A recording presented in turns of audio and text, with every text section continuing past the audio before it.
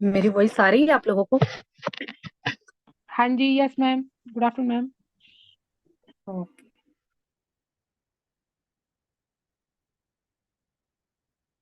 Hello everyone, मैं Nisha single आप लोगों का बहुत बहुत स्वागत करती हूँ इस लॉ ऑफ अट्रैक्शन की जर्नी में। और जो भी से यूट्यूब पे देख रहे हैं उन सभी का भी बहुत बहुत स्वागत है। तो चलिए हम पहले ध्यान से शुरुआत करते हैं और फिर हम अपनी बुक की रीडिंग करेंगे। तो जहां पर भी आप बैठे हैं, दोनों पैरों को क्रॉस करके और हाथों को, जो फिंगर्स हैं, इनको आपस में फंसा लेंगे और आंखों को बंद करेंगे।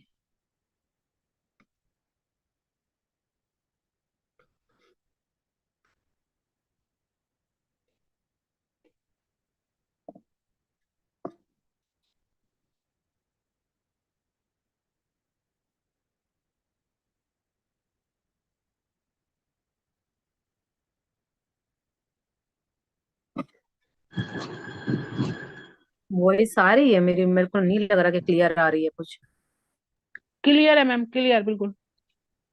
चलिए, बिल्कुल क्लियर वॉइस आ आंखों को रही बंद करेंगे। हाँ, और लंबी गहरी 3 सांसें लेंगे। और नाक से सांस लेते हुए आपको मुंह से छोड़नी है। एक लंबी गहरी सांस अंदर भरेंगे, होल्ड करेंगे, मुंह से बाहर छोड़ देंगे। एक और लंबी गहरी सांस अंदर भरेंगे, होल्ड करेंगे, मुंह से बाहर छोड़ देंगे। एक और लंबी गहरी सांस भरेंगे, होल्ड करेंगे, मुंह से बाहर छोड़ देंगे। अब आपके विचार आने कम हो गए हैं।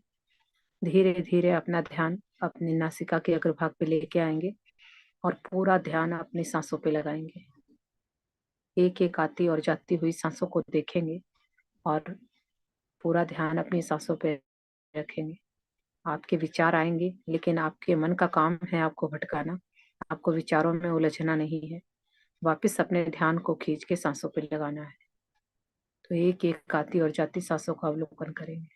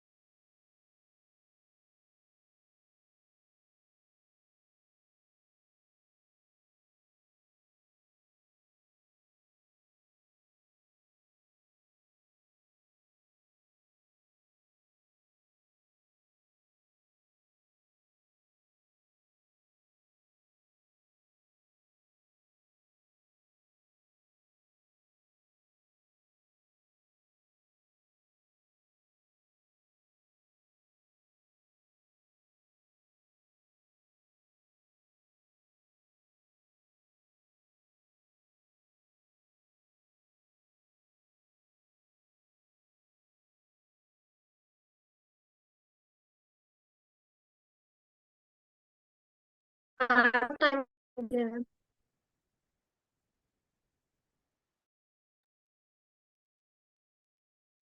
धीरे धीरे से वापस अपनी चेतना में आएंगे।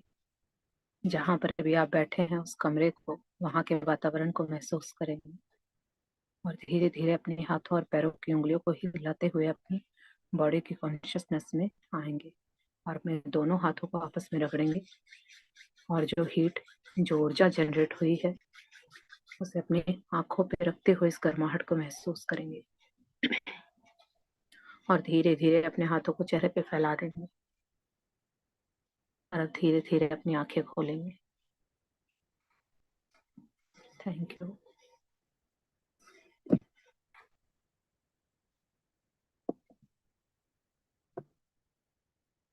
चलिए अब हम बुक रीड स्टार्ट करते हैं।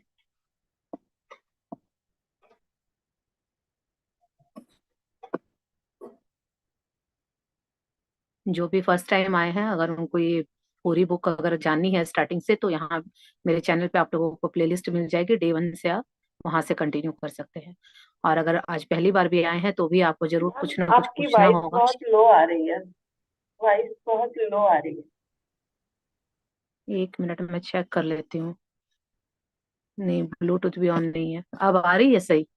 मैम सही आ रही है। हाँ, अभी आ मैम रही सही आ है। रही है, बिल्कुल सही आ रही है। चलिए, तो यहाँ पे मैं बताना चाहूंगी कि जो फर्स्ट टाइम आए हैं वो प्लेलिस्ट आप लोगों को यूट्यूब चैनल पे मिल जाएगी।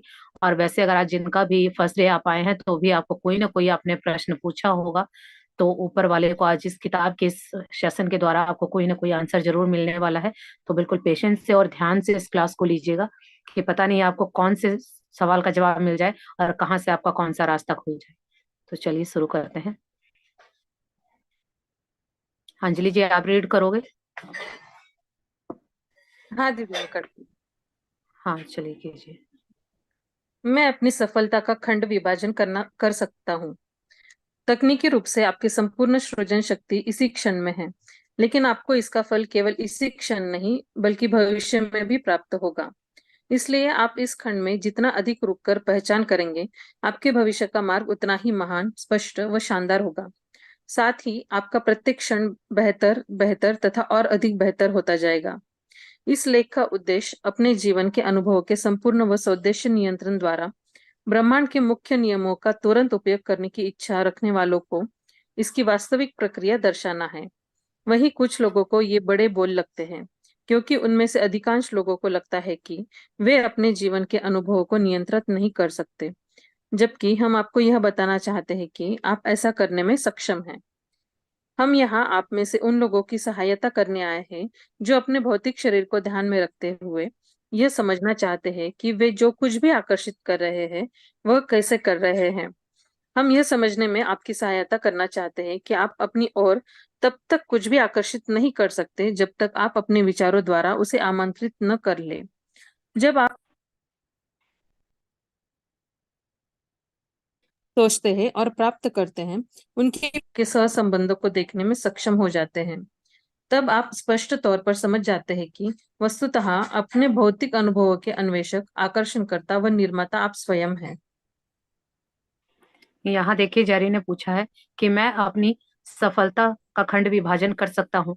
यानी जो कल हमने खंड इच्छा वो सीखा था कि हम टुकड़े टुकड़े में अपने समय को बांट के और अपने जो भी डिजायर है उसको फोकस किस तरह से कर सकते हैं। तो यहाँ पे जेरी पूछ रहे हैं कि मैं अपनी सफलता का खंड विभाजन कर सकता हूँ। तो यहाँ पर अब्राहम बता रहे हैं कि तकनीकी रूप से आपकी संपूर्ण सृजन शक्ति इसी क्षण में है। यानी अगर आपको कुछ जीवन में क्रिएट करना है, अगर जीवन में कुछ ऐसा चल रहा है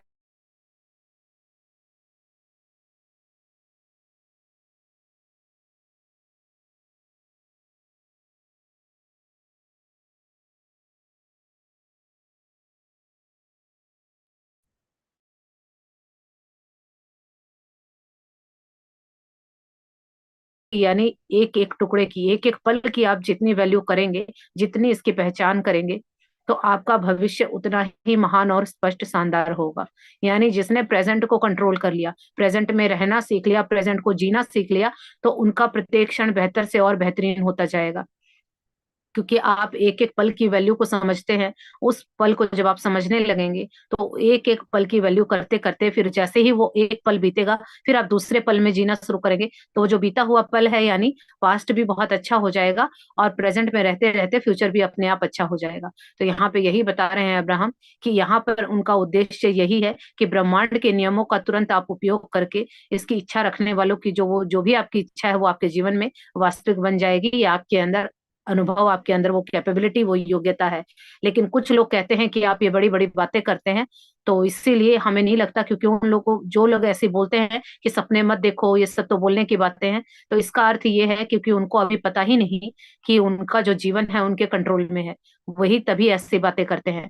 तो यहाँ इब्राहिम बताना चाहते हैं कि आपके जीवन का कंट्रोल आपके हाथ में है, आप ऐसा करने में सक्षम हैं। यानी आज जो भी परिस्थितियां हैं, अगर आप चाहें तो बदल सकते हैं, क्योंकि सब कुछ आपने ही क्रिएट किया है। जब आप ये मान जाते हैं कि अभी जो भी मनचाहा अनचाहा है वो आपने ही क्रिएट किया है, तो कहीं ना कहीं हमारे अंदर इतना ये कॉन्फिडेंस आ जाता है कि जब मैं बुरा आकर्षित कर सकता हूँ या परिस्थितियों को बुरा कर सकता हूँ, तो अच्छा करने की ताकत भी मेरे अंदर है। और जब हम इस तरह से सोचने लगते हैं, फिर हम वहां पर काम करते हैं, फिर अपनी गलतियों को ढूंढते हैं कि कहाँ हमसे गलती हुई, क्या हमने बुरे विचार सोचे। क्योंकि जो कुछ भी है आज हमारा जीवन हमारे विचारों का अनुभव है। यानी जैसा हमने विचार पास्ट में सोचा था, आज वैसा ही हमारे जीवन में है, और आज जैसा अभी हम सोचेंगे वो हमारा भविष्य यानी कि फ्यूचर होगा। तो यही बताना चाहते हैं अब्राहम कि जब जिन लोगों को समझ आ जाता है वो तो अपनी विचारों को कंट्रोल करके, भावनाओं को कंट्रोल करके अपना जीवन बना लेते हैं। लेकिन जिनको समझ नहीं आता है उन्हें लगता है कि जो लाइफ है ये ऑटो पायलट मोड पे अपने आप चलती रहेगी, हमारे हाथ में कुछ भी नहीं है। लेकिन उनका कहना है कि आपको ये स्पष्ट रूप से समझना होगा कि जो भी आप इस भौतिक जगत में, इस मनुष्य शरीर में, जो भी आपके आसपास वस्तुएं हैं, मनुष्य हैं या कोई भी परिस्थिति है, उसके आकर्षण करता है, यानी उसके बुलाने वाले निर्माता आप स्वयं हैं। तो जब हमें ये समझ आ जाता है कि जो कुछ क्रिएट किया है मैंने किया है, तो अगर कुछ ऐसा है जो मुझे पसंद नहीं, तो पसंद वाली चीज को भी क्रिएट करना फिर हमें आ जाएगा। चलिए आगे पढ़ते हैं। खंडेच्छा का उद्देश्य व महत्व। खंडेच्छा वह प्रक्रिया है जिसमें आप स्वदेश्य यह पहचान करते इससे हैं। ऊपर रह गया अंजलि जी, यह सॉरी, समय सबसे बेहतरीन है। या हाँ। सॉरी, यह समय सबसे बेहतरीन है। आप फिलहाल बेहतरीन समय में जी रहे हैं, जहां समाज तकनीकी रूप से अति उन्नत है, जहां आप दुनिया भर में कहीं से भी अपने लिए विचारार्थ सामग्री को प्राप्त कर सकते हैं। उस जानकारी तक आपकी पहुंच होने के बाद यह कार्य कठिन नहीं रह जाता। लेकिन जहां इससे आपकी सोच को विस्तार मिल सकता है, वही इससे अत्यधिक भ्रम की स्थिति भी उत्पन्न हो सकती है। इसमें जहां आपको सूक्ष्म चीजों पर स्पष्टतः विचार केंद्रित करने की क्षमता मिलती है, वही एक साथ कई चीजों पर ध्यान देने से उनके चयन में भ्रम भी उत्पन्न हो सकता है। आपका अस्तित्व ग्रहणशील है, आपकी विचार करने की गति बहुत तीव्र है, और चूंकि आप इस समय केवल एक ही विषय पर विचार कर रहे हैं, अतः आप आकर्षण के नियम की शक्ति द्वारा उस विषय को तब तक अधिक से अधिक स्पष्ट करने की क्षमता रखते हैं जब तक आपको उसमें सफलता नहीं मिल जाती। लेकिन आपके समाज में इतनी अधिक विचारोत्तेजना व्याप्त है कि बहुत कम लोगों में ही किसी विषय को आगे बढ़ाने के लिए उस पर ध्यान केंद्रित करने की क्षमता बची है। आप में से अधिकांश लोग इतने विचलित हैं कि वे थोड़ी देर भी किसी विचार पर टिके नहीं रह पाते। यहाँ पर बताया है अब्राहम ने कि हम जब कहते हैं ना कि हमारा समय अच्छा नहीं है, या हमारे हालात अच्छे नहीं है, या मेरी तो उम्र निकल गई, या इस उम्र में अब क्या बदला जा सकता है, तो अगर ऐसा कुछ कोई भी सोचता है तो अब्राहम कहते हैं कि जो भी हो चुका वो हो चुका, लेकिन आज अभी आप जहां पर भी खड़े हैं, चाहे कितने भी जीरो पे खड़े हो, यही समय सबसे बेहतरीन है। यानी आप चाहें तो आज से भी अपने जीवन को शुरुआत करने की, एक नई शुरुआत करने की शुरुआत कर सकते हैं, यानी जीवन को बेटर बनाने के लिए सोच सकते हैं। तो जो होते हैं कि मेरी तो उम्र हो गई या अब कैसे होगा, तो वो सिर्फ बहाने हैं। जहां से भी आप शुरू करते हैं रास्ता वहीं से बन निकलेगा। तो यहाँ पे उनका कहना है कि फिलहाल का जो समय है यही बेहतरीन समय है जहां आप जी रहे हैं, और यहीं आप चाहें तो इस समय का यूज करके अपनी दुनिया और पूरे समाज को आप उन्नत बना सकते हैं। ऐसी वो सामग्री क्या मिलेगी? पहला है विचार, क्योंकि सबसे पहले आपके अंदर विचार आना चाहिए कि हाँ, मेरे जीवन की जिम्मेदारी मैं लेती हूँ या लेता हूँ, और उसको मैं ठीक करने की कोशिश करूंगा।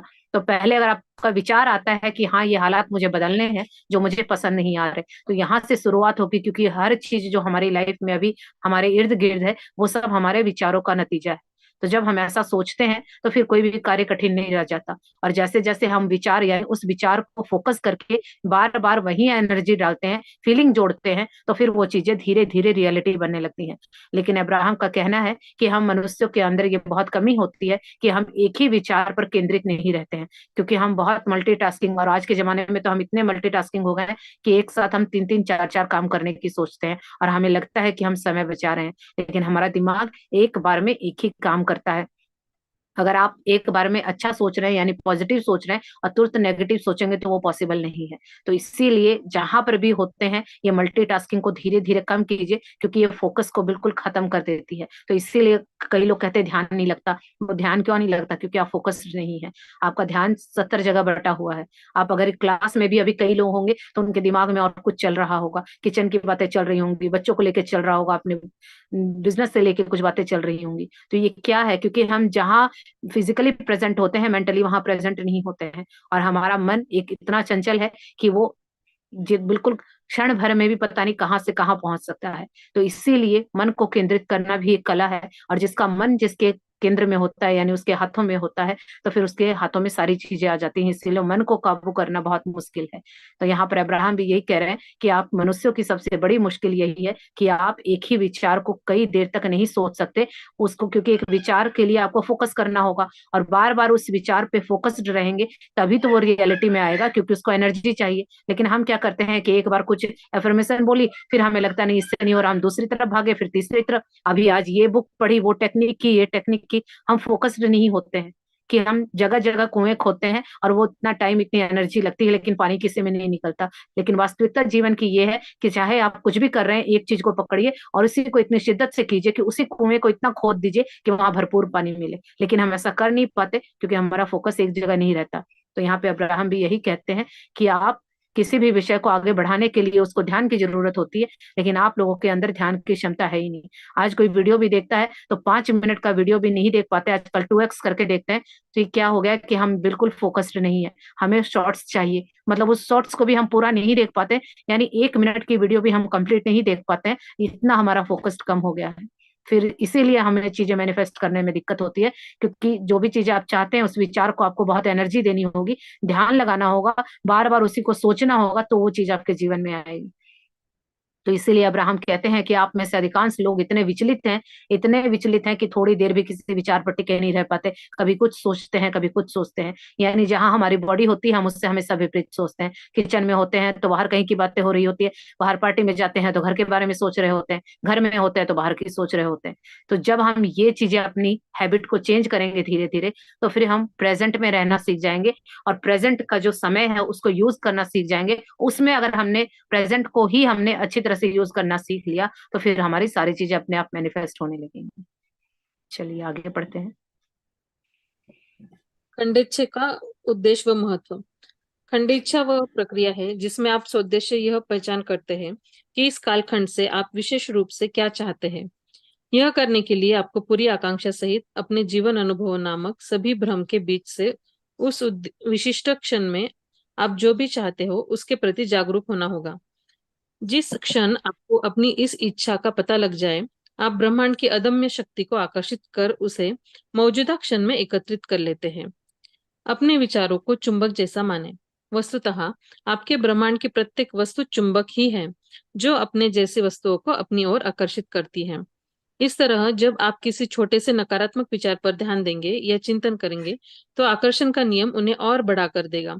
यदि आप स्वयं को विशेष रूप से उत्साहहीन या दुखी महसूस करते हैं तो आपकी ओर वही लोग आकर्षित होंगे जो स्वयं भी ऐसा ही महसूस कर रहे हो, क्योंकि आप जैसा महसूस करते हैं उसे ही अपनी ओर आकर्षित करेंगे। यदि आप अप्रसन्न हैं तो आप स्वयं को और अधिक अप्रसन्न करने वाली चीजों को आकर्षित करेंगे। वही जब आप प्रसन्नता अनुभव करेंगे तो आपको प्रसन्न करने वाली चीजें ही आपकी ओर आकर्षित होंगी। आपसे संपर्क करने वाले लोगों को आप स्वयं ही आमंत्रित या आकर्षित करते हैं। इनमें शामिल है आपको ट्रैफिक के दौरान मिलने वाले, खरीदारी करने वाले लोग, घूमते फिरते आपसे किसी विषय पर चर्चा करने वाले लोग, या रेस्टोरेंट में आपकी सेवा करने वाला वेटर आपसे कैसे व्यवहार करेगा, आपको जो धन प्राप्त होगा, आपका शरीर जैसा दिखेगा या अनुभव होगा, आप जिन्हें भी डेट करेंगे। इस सूची में आपको अनुभव होने वाली प्रत्येक वस्तु शामिल हो सकती है। इसलिए यह आवश्यक है कि आप इस क्षण की शक्ति का महत्व जल्दी समझ जाएं।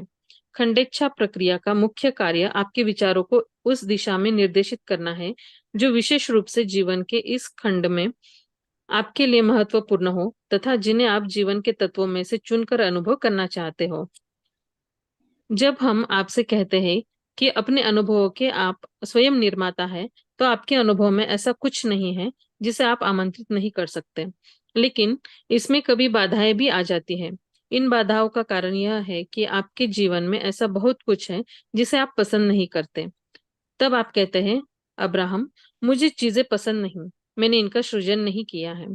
हम सहमत है कि आपने इनका सदुद्देश्य सृजन नहीं किया है, लेकिन हम यह स्वीकार नहीं करेंगे कि इनका निर्माण भी आपने नहीं किया। इनका जन्म आपके और केवल आपके विचारों द्वारा ही हुआ है। आपको सभी कुछ इसी भांति प्राप्त होता है। जब जब तक आप यह स्वीकार नहीं कर लेंगे कि अपने अनुभवों का निर्माण आप स्वयं करते हैं, तब तक यहाँ बताई शिक्षाओं का आपके लिए कोई महत्व नहीं है। आकर्षण का नियम आपको हमेशा प्रभावित करता है। भले ही आप इसके प्रति सजग भाव से जागरूक हो या न हो। खंडेच्छा आपको अपने इन विचारों की शक्ति के प्रति और अधिक जागरूक करेगी, क्योंकि जितना अधिक आप इसका सौदेश्य पूर्वक उपयोग करेंगे, आपका यह सौदेश्य पूर्ण सृजन आपके जीवन के विवरणों में उतना ही अधिक प्रतिबिंबित होगा। यहाँ देखिए, ये पूछा है सॉरी जेरी ने कि खंड इच्छा के उद्देश्य और महत्व क्या है, यानी क्यों हमें हर एक जो समय को बांट के और उसमें हमने अपनी इच्छाओं को पूरा करना चाहिए और क्या इसकी इम्पोर्टेंस है। तो फिर अब्राहम बता रहे हैं कि खंड इच्छा वह प्रक्रिया है, यानी एक प्रोसेस है, एक मेथड है कि जिसको आप स्वदेश्य यानी एक उद्देश्य से एक गोल को सेट करके आप डिजायर रखते हैं सोच समझ के कि आपको ये चीजें चाहिए।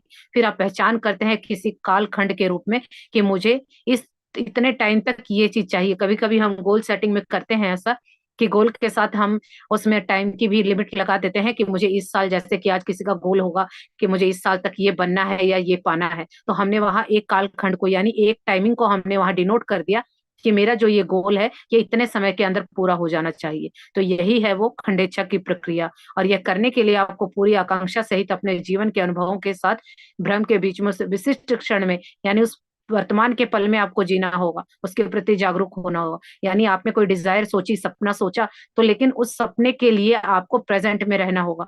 या ऐसा नहीं करना है कि आप पास्ट की चीजों को याद करते हो और आपको लगा कि नहीं पिछली बार भी मैंने कुछ सोचा था मेरा पूरा नहीं हुआ, तो यानी आप इस तरह से नेगेटिव थॉट डाल देंगे तो वो चीज फिर आपसे दूर हो जाएगी। तो यहाँ पर यही बताया है अब्राहम ने कि जिस क्षण आपको अपनी उस इच्छा का पता लग जाए, यानी आपको पता लग गया कि हाँ मेरी ये इच्छा है, बिल्कुल क्लियर है, तो ब्रह्मांड भी अदम्य शक्ति से यानी पूरी ताकत के साथ उसको आपके सामने आकर्षित करने में यानी आपको देने में उसी क्षण से लग जाता है। तो वो लेकिन आपको भी पूरी शिद्दत चाहिए। ऐसा नहीं होना चाहिए कि कभी कुछ बोल रहे हैं कभी कुछ बोल रहे हैं। तभी कहा जाता है कि लॉ ऑफ अट्रैक्शन में आपकी जो इच्छाएं हैं, जो डिजायर है, वो बिल्कुल क्लियर होनी चाहिए। उसमें आप ही कंफ्यूज रहेंगे तो जब ऑर्डर आपने दिया है किसी को तो कंफ्यूज आप हैं, तो वो बनाने वाला उसको कैसे करके लाएगा। तो इसीलिए जितना क्लियर जितना स्पेसिफिक आपका गोल होता है, डिजायर होती है, वो उतनी जल्दी मैनिफेस्ट होती है। तो यहाँ पे अब्राहम बता रहे हैं कि जो हमारे विचार हैं वो चुंबक की तरह होते हैं और वो एक दूसरे चीजों को आकर्षित करते हैं, क्योंकि लॉ ऑफ अट्रैक्शन इस पे जिस तरह साइंस का एक लॉ है, लाइक अट्रैक्ट्स लाइक, यानी जैसे आप होते हैं वैसी चीजों को आकर्षित करते हैं। तो अभी अगर मान लीजिए गरीबी चल रही है लेकिन आपको पैसे अट्रैक्ट करने, तो आपको अभी से अमीरी की फीलिंग लानी होगी, अभी से आपको पैसों के बारे में पॉजिटिव और हैप्पी फील करना होगा। लेकिन हम क्या कहते हैं कि चाहत है हम अमीर बन जाए लेकिन फीलिंग अभी भी गरीबी वाली है। तो चाहत से कुछ नहीं होता है, प्रेजेंट में आप जो फील कर रहे हैं वो चीजें आपसे आके चिपकेंगी, आप आकर्षित करेंगे। तो इसीलिए फीलिंग का बहुत ध्यान रखना है। जो भी आपके जीवन में चल रहा है अगर आप वही फील कर रहे हैं तो वही आपके जीवन में आएगा। लेकिन अगर आप बदलने वाली चीज को बदलने के बाद क्या फील होगा वो पहले ही फील कर लेंगे तो वो चीजें आपके जीवन में आ जाएंगी। तो इसीलिए आपके संपर्क में जो भी व्यक्ति या वस्तु या जो भी परिस्थितियां हैं वो आपने ही क्रिएट किए हैं। इवन अगर आप ट्रैफिक में जाते हैं, आसपास बाजार जाते हैं, मार्केट जाते हैं, कोई भी घूमते फिरते लोग भी अगर मिल रहे हैं, रेस्टोरेंट में गए हैं, वहां जो वेटर है उसका व्यवहार कैसा होगा, आपको कितने पैसे जीवन में मिलेंगे, आपकी बॉडी कैसी होगी, ये सारी चीजें भी आपने ही क्रिएट की है। क्योंकि आपके अनुभव में जो कुछ आ रहा है वो आपने क्रिएट किया है। ये बात अलग है कि कुछ चीजें हम जानबूझ के मैनिफेस्ट करते हैं, कुछ अनजाने में हो जाती हैं। तो अनजाने में होती है तो हम ये नहीं कह सकते हैं कि हमने नहीं किया, क्योंकि कुछ चीजें जीवन में ऐसी होती हैं। अब मान लीजिए किसी का एक्सीडेंट हो गया तो वो तो यही कहेगा कि क्या ये मैनिफेस्ट किया। कौन चाहेगा कि अपने जीवन में एक्सीडेंट हो। तो लेकिन यहाँ पर अब्राहम का कहना है कि जब तक आप इस बात को मानेंगे नहीं कि जो भी आज आपका जीवन है वो आपने ही क्रिएट किया है, तब तक जो इन्होंने ये सारी बातें बताई हैं वो बेमाने हो जाती हैं, उनका कोई अर्थ नहीं रह जाता। क्योंकि ये आपको मानना होगा कि आप आज आपके जीवन में चाहे वो पसंद हो चाहे ना पसंद हो, लॉ ऑफ अट्रैक्शन एक तरह से काम कर रहा है, वो आपके विचारों पे काम कर रहा है। शायद कभी ऐसा हो सकता है कि आपके विचार नेगेटिव रहे हो या किसी का कुछ देख के आपने बुरा फील कर लिया हो, तो उसे नहीं पता कि आप दूसरे का महसूस कर रहे हैं, वो तो तुरंत आपको जीवन में वो चीजें लाने के लिए तैयार हो जाता है। तो यहाँ पर अब्राहम कहते हैं कि सबसे पहले जो व्यक्ति मान ले कि हाँ ये मेरे जीवन में जो कुछ है मेरे विचारों का नतीजा है, अगर जब तक आप मानेंगे नहीं तो फिर ये कभी भी आपके जीवन में ये आप समझ नहीं पाएंगे कि आपने कैसे किया है। तो जो कुछ भी मन चाहा हो चाहे अनचाहा हो, है तो वो आपके विचारों का नतीजा। कहीं ना कहीं आपने विचार क्रिएट किए और और वहां फीलिंग डाली। अब ये बात अलग है कि कुछ चीजें तो हम सोच समझ के करते हैं और कुछ अनजाने में करते हैं, लेकिन जब हम अनजाने में कर रहे होते हैं तो भी ये काम करता है। तभी कहा जाता है कि किसी की बातों को अपनी चर्चा का विषय मत बनाइए। किसी के घर में कुछ भी लेफ्ट राइट हो रहा है तो उनके घर में हो रहा है, ना तो आपको वहां एनर्जी डालनी है और ना अपने घर में उसको गॉसिप की तरह अपने घर में सारा दिन उसका टेप चलाना है। और नॉर्मली हम करते क्या है, यही होता है कि बाहर से कुछ सुन के आए और सारा दिन हमारे घर में हम घूम घूम के सबको वही बातें बताते हैं, और हमें अनजाने में पता नहीं होता कि वो चीजें हम अपने जीवन में क्रिएट कर रहे हैं। और एक समय ऐसा आता है कि जब वहां इतनी एनर्जी लगा देते हैं कि वो चीज रियलिटी बन के आ जाती है। तो इसीलिए जो चीज आपके मतलब की नहीं है, आपकी इच्छा की नहीं है, वो चाहे आपके जीवन में हो चाहे दूसरे के जीवन में हो, आपको ना तो उसके बारे में सोचना है ना उसके बारे में बातें करनी है, क्योंकि आकर्षण का नियम हमेशा आपके साथ काम कर रहा है। जब आप जानते नहीं थे तो भी ये चीजें काम कर रही थी। अब जब हम जानने लगे तो हमें समझ आता है कि यहाँ मैंने थॉट डाला तब मैंने क्रिएट किया है इसको। लेकिन जब हम लॉ ऑफ अट्रैक्शन नहीं जानते थे तो भी हम जो चीजें सोचते थे हमें मिलती थी। तब हमें लगता था कि किस्मत से मिली है, या किसी को दया आ गई, या किसी का मेरे ऊपर प्यार आ गया तो उसने ये चीज दे दी, और हम सोचते थे कि मेरी किस्मत अच्छी इसलिए मिल गई। लेकिन अब लॉ ऑफ अट्रैक्शन की जर्नी में आने के बाद हमें पता चला कि हमारे विचारों का, हमारी फीलिंग का ही कमाल है कि वो चीजें हमने अट्रैक्ट की हैं। तो यहाँ बस इतना है कि चीजें तो पहले भी मिल रही थी, लेकिन इतना हमें पता चल गया कि जो चीजें हमें पसंद वाली मिल रही थी वो तो हम अभी भी ले लेंगे, लेकिन जो नापसंद की चीजें थी वो हम रोक सकते हैं, क्योंकि अब हमें पता चल गया कि ये किस्मत से नहीं हमारे विचारों से मिल रही है। तो जब हम इतने अवेयर हो जाएंगे तो हम समझ जाएंगे, फिर हम सौदेश्य पूर्वक उपयोग करेंगे, यानी अपने उद्देश्य को देखेंगे कि मुझे जीवन में क्या चाहिए, तो हमारा फोकस क्या चाहिए पे होगा, और बाकी जो नहीं चाहिए वहां नहीं होना चाहिए। क्योंकि यूनिवर्स को नहीं पता कि आप जो नहीं चाहिए बोल रहे हैं उसको नहीं सुनाई नहीं देता है, तो वो यही बोलेगा कि आपको ये चाहिए। तो इसीलिए सिर्फ आपका ध्यान, आपका फोकस, आपका उद्देश्य सिर्फ आपके सपनों पे होना चाहिए। बाकी कुछ भी होता रहे आपको वहां ध्यान नहीं देना है, और जितने ज्यादा फोकस्ड होंगे उतनी जल्दी आपका सपना पूरा होगा, क्योंकि एक प्रतिबिंब एक शीशे की तरह काम करता है ये लॉ ऑफ अट्रैक्शन, कि आपने कुछ सोचा और वहां फोकस किया और वो चीजें आपके जीवन में आनी शुरू हो जाएंगी। चलिए आगे बढ़ते हैं।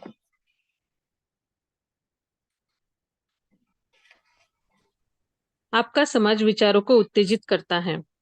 आपका समझ ऐसा है कि यहाँ मस्तिष्क को खुला व ग्रहणशील रखेंगे तो आपके विचारों को यहाँ से अत्यधिक उत्तेजना प्राप्त होती है, जिससे आपको अपनी इच्छा एवं जरूरत से अधिक लोगों, घटनाओं व परिस्थितियों का सामना करना पड़ता है। मीडिया से केवल 1 घंटा ही जुड़ने के बाद आपकी उत्तेजना को जबरदस्त प्रवाह मिलने लगता है।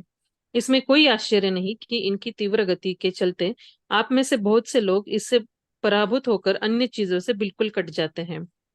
इस खंडेच्छा प्रक्रिया से आपको इसका समाधान मिलेगा। जब आप यहाँ लिखे ये शब्द पढ़ लेंगे तो आपका भ्रम पूर्ण स्पष्टता में परिवर्तित हो जाएगा।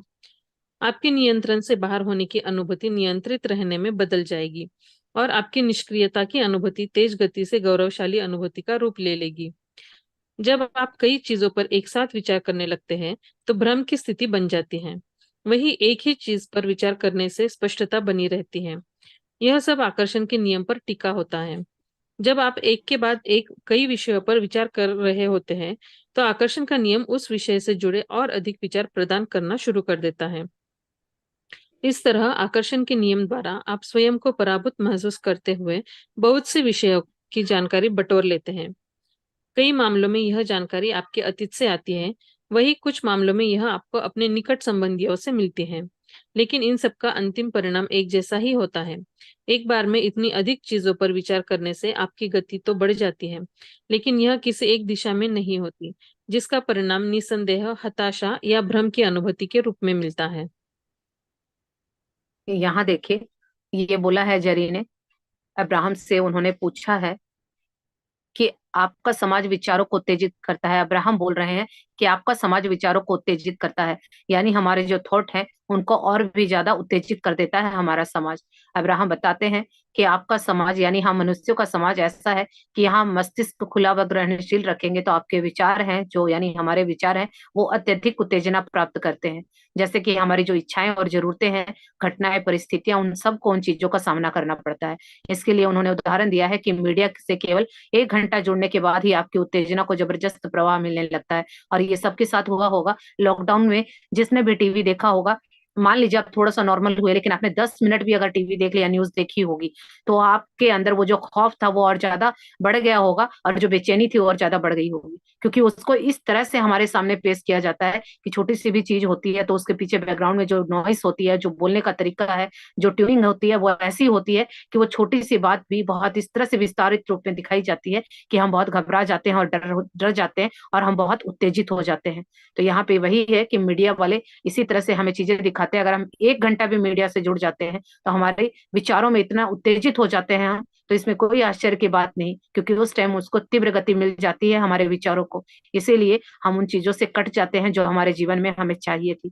तो यहाँ जो खंडेच्छा की प्रक्रिया है, यानी ये प्रोसेस है, यहाँ हमें इसका सॉल्यूशन मिलेगा। तो यहाँ पर उन्होंने बताया है कि यहाँ लिखे ये शब्द पढ़ लेंगे तो आपका भ्रम पूर्ण और स्पष्ट रूप में परिवर्तित हो जाएगा। यानी अगर आप बाहर कहीं दूसरों से इन्फ्लुएंस होते हैं, तो अगर आप उससे बचना चाहते हैं तो आप खंडेच्छा की प्रक्रिया को जानेंगे, यानी प्रेजेंट मोमेंट में रहेंगे और उसी पल में जिएंगे और जो आपको चाहिए वहां फोकस करेंगे। क्योंकि जब आप नियंत्रण से बाहर होने की फीलिंग करते हैं तो वो नियंत्रित रहने में बदल जाएगी। यानी जब आप इन चीजों से कट जाएंगे, बाहर के लोगों से इन्फ्लुएंस होना बंद होंगे, आप सिर्फ अपने काम से काम रखेंगे, अपने फोकस रखेंगे अपने गोल पर, तो आप देखेंगे कि जो आपको लग रहा था कि आउट ऑफ कंट्रोल है, वो सारा सब कुछ आपके कंट्रोल में आ जाएगा। और जो निष्क्रियता की अनुभूति, लेकिन आपको लग रहा था कि मुझे तो अच्छा फील नहीं हो रहा है, और आपको लग रहा था कि लो कॉन्फिडेंस हो रहा है, धीरे धीरे आपको खुद पे कॉन्फिडेंस होने लगेगा और वो फीलिंग आने लगेगी जब आप प्रेजेंट मोमेंट में रहते हुए काम करते हैं।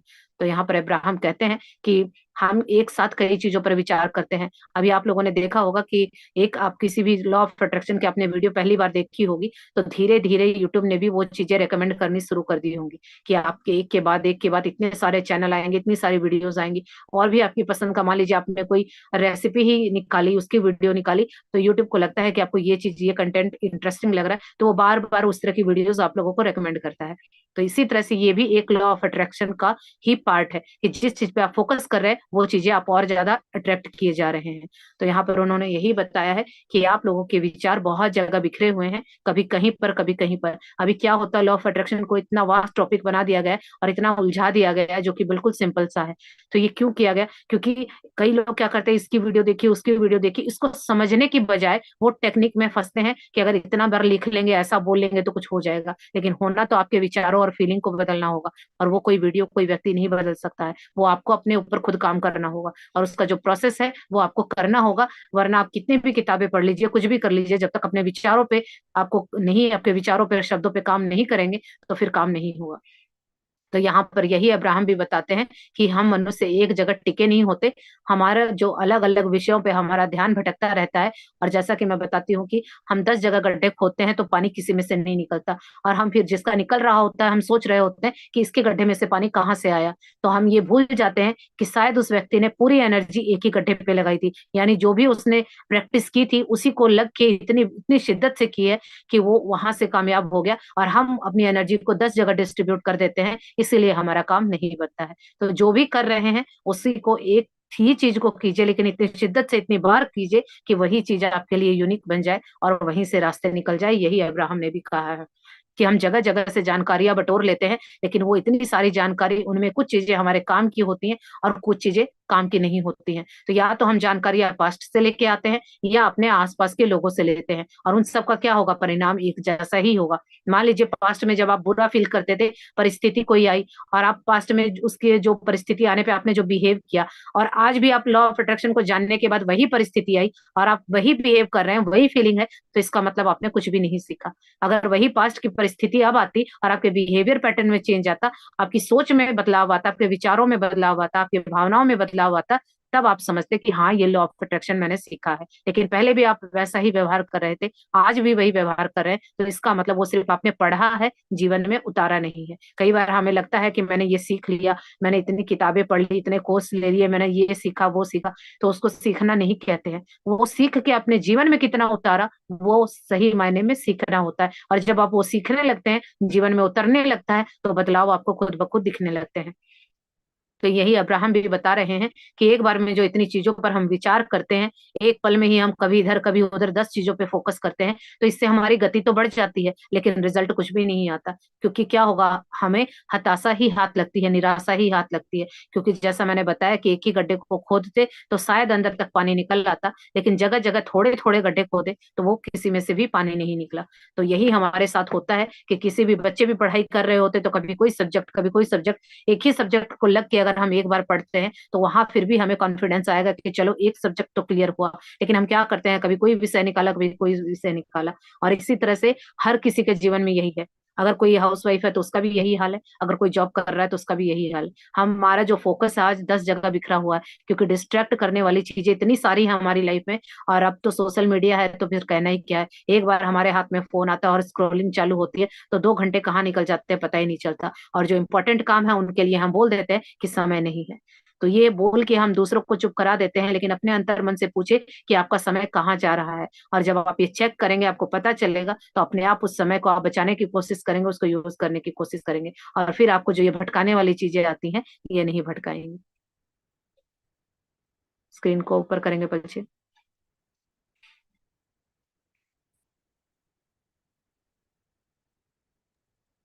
और जब आप इस तरह से हताश हो जाते हैं तो ये भ्रम की अनुभूति मिलती है, यानी आपको लगता है कि ऐसा कुछ भी नहीं होता। क्योंकि जब हम कुछ काम करते हैं और हमें अपनी कमियां नहीं दिखती, हमें रिजल्ट नहीं मिलता, तो हम ये बात कह देते हैं कि ये सब बकवास है, कुछ नहीं होता। लेकिन हम ये भूल जाते हैं कि सामने वाले व्यक्ति ने अगर उसी प्रोसेस से करके कुछ किया है तो शायद मेरे प्रोसेस में कमी रह गई होगी। तो इतना हम अपना नहीं लगाते हैं दिमाग और हम कह देते कि ये चीजें काम नहीं करती। पर चीजें काम करती हैं, शायद प्रैक्टिस में ही कमी हमारी रह गई, तो वो चेक करनी है।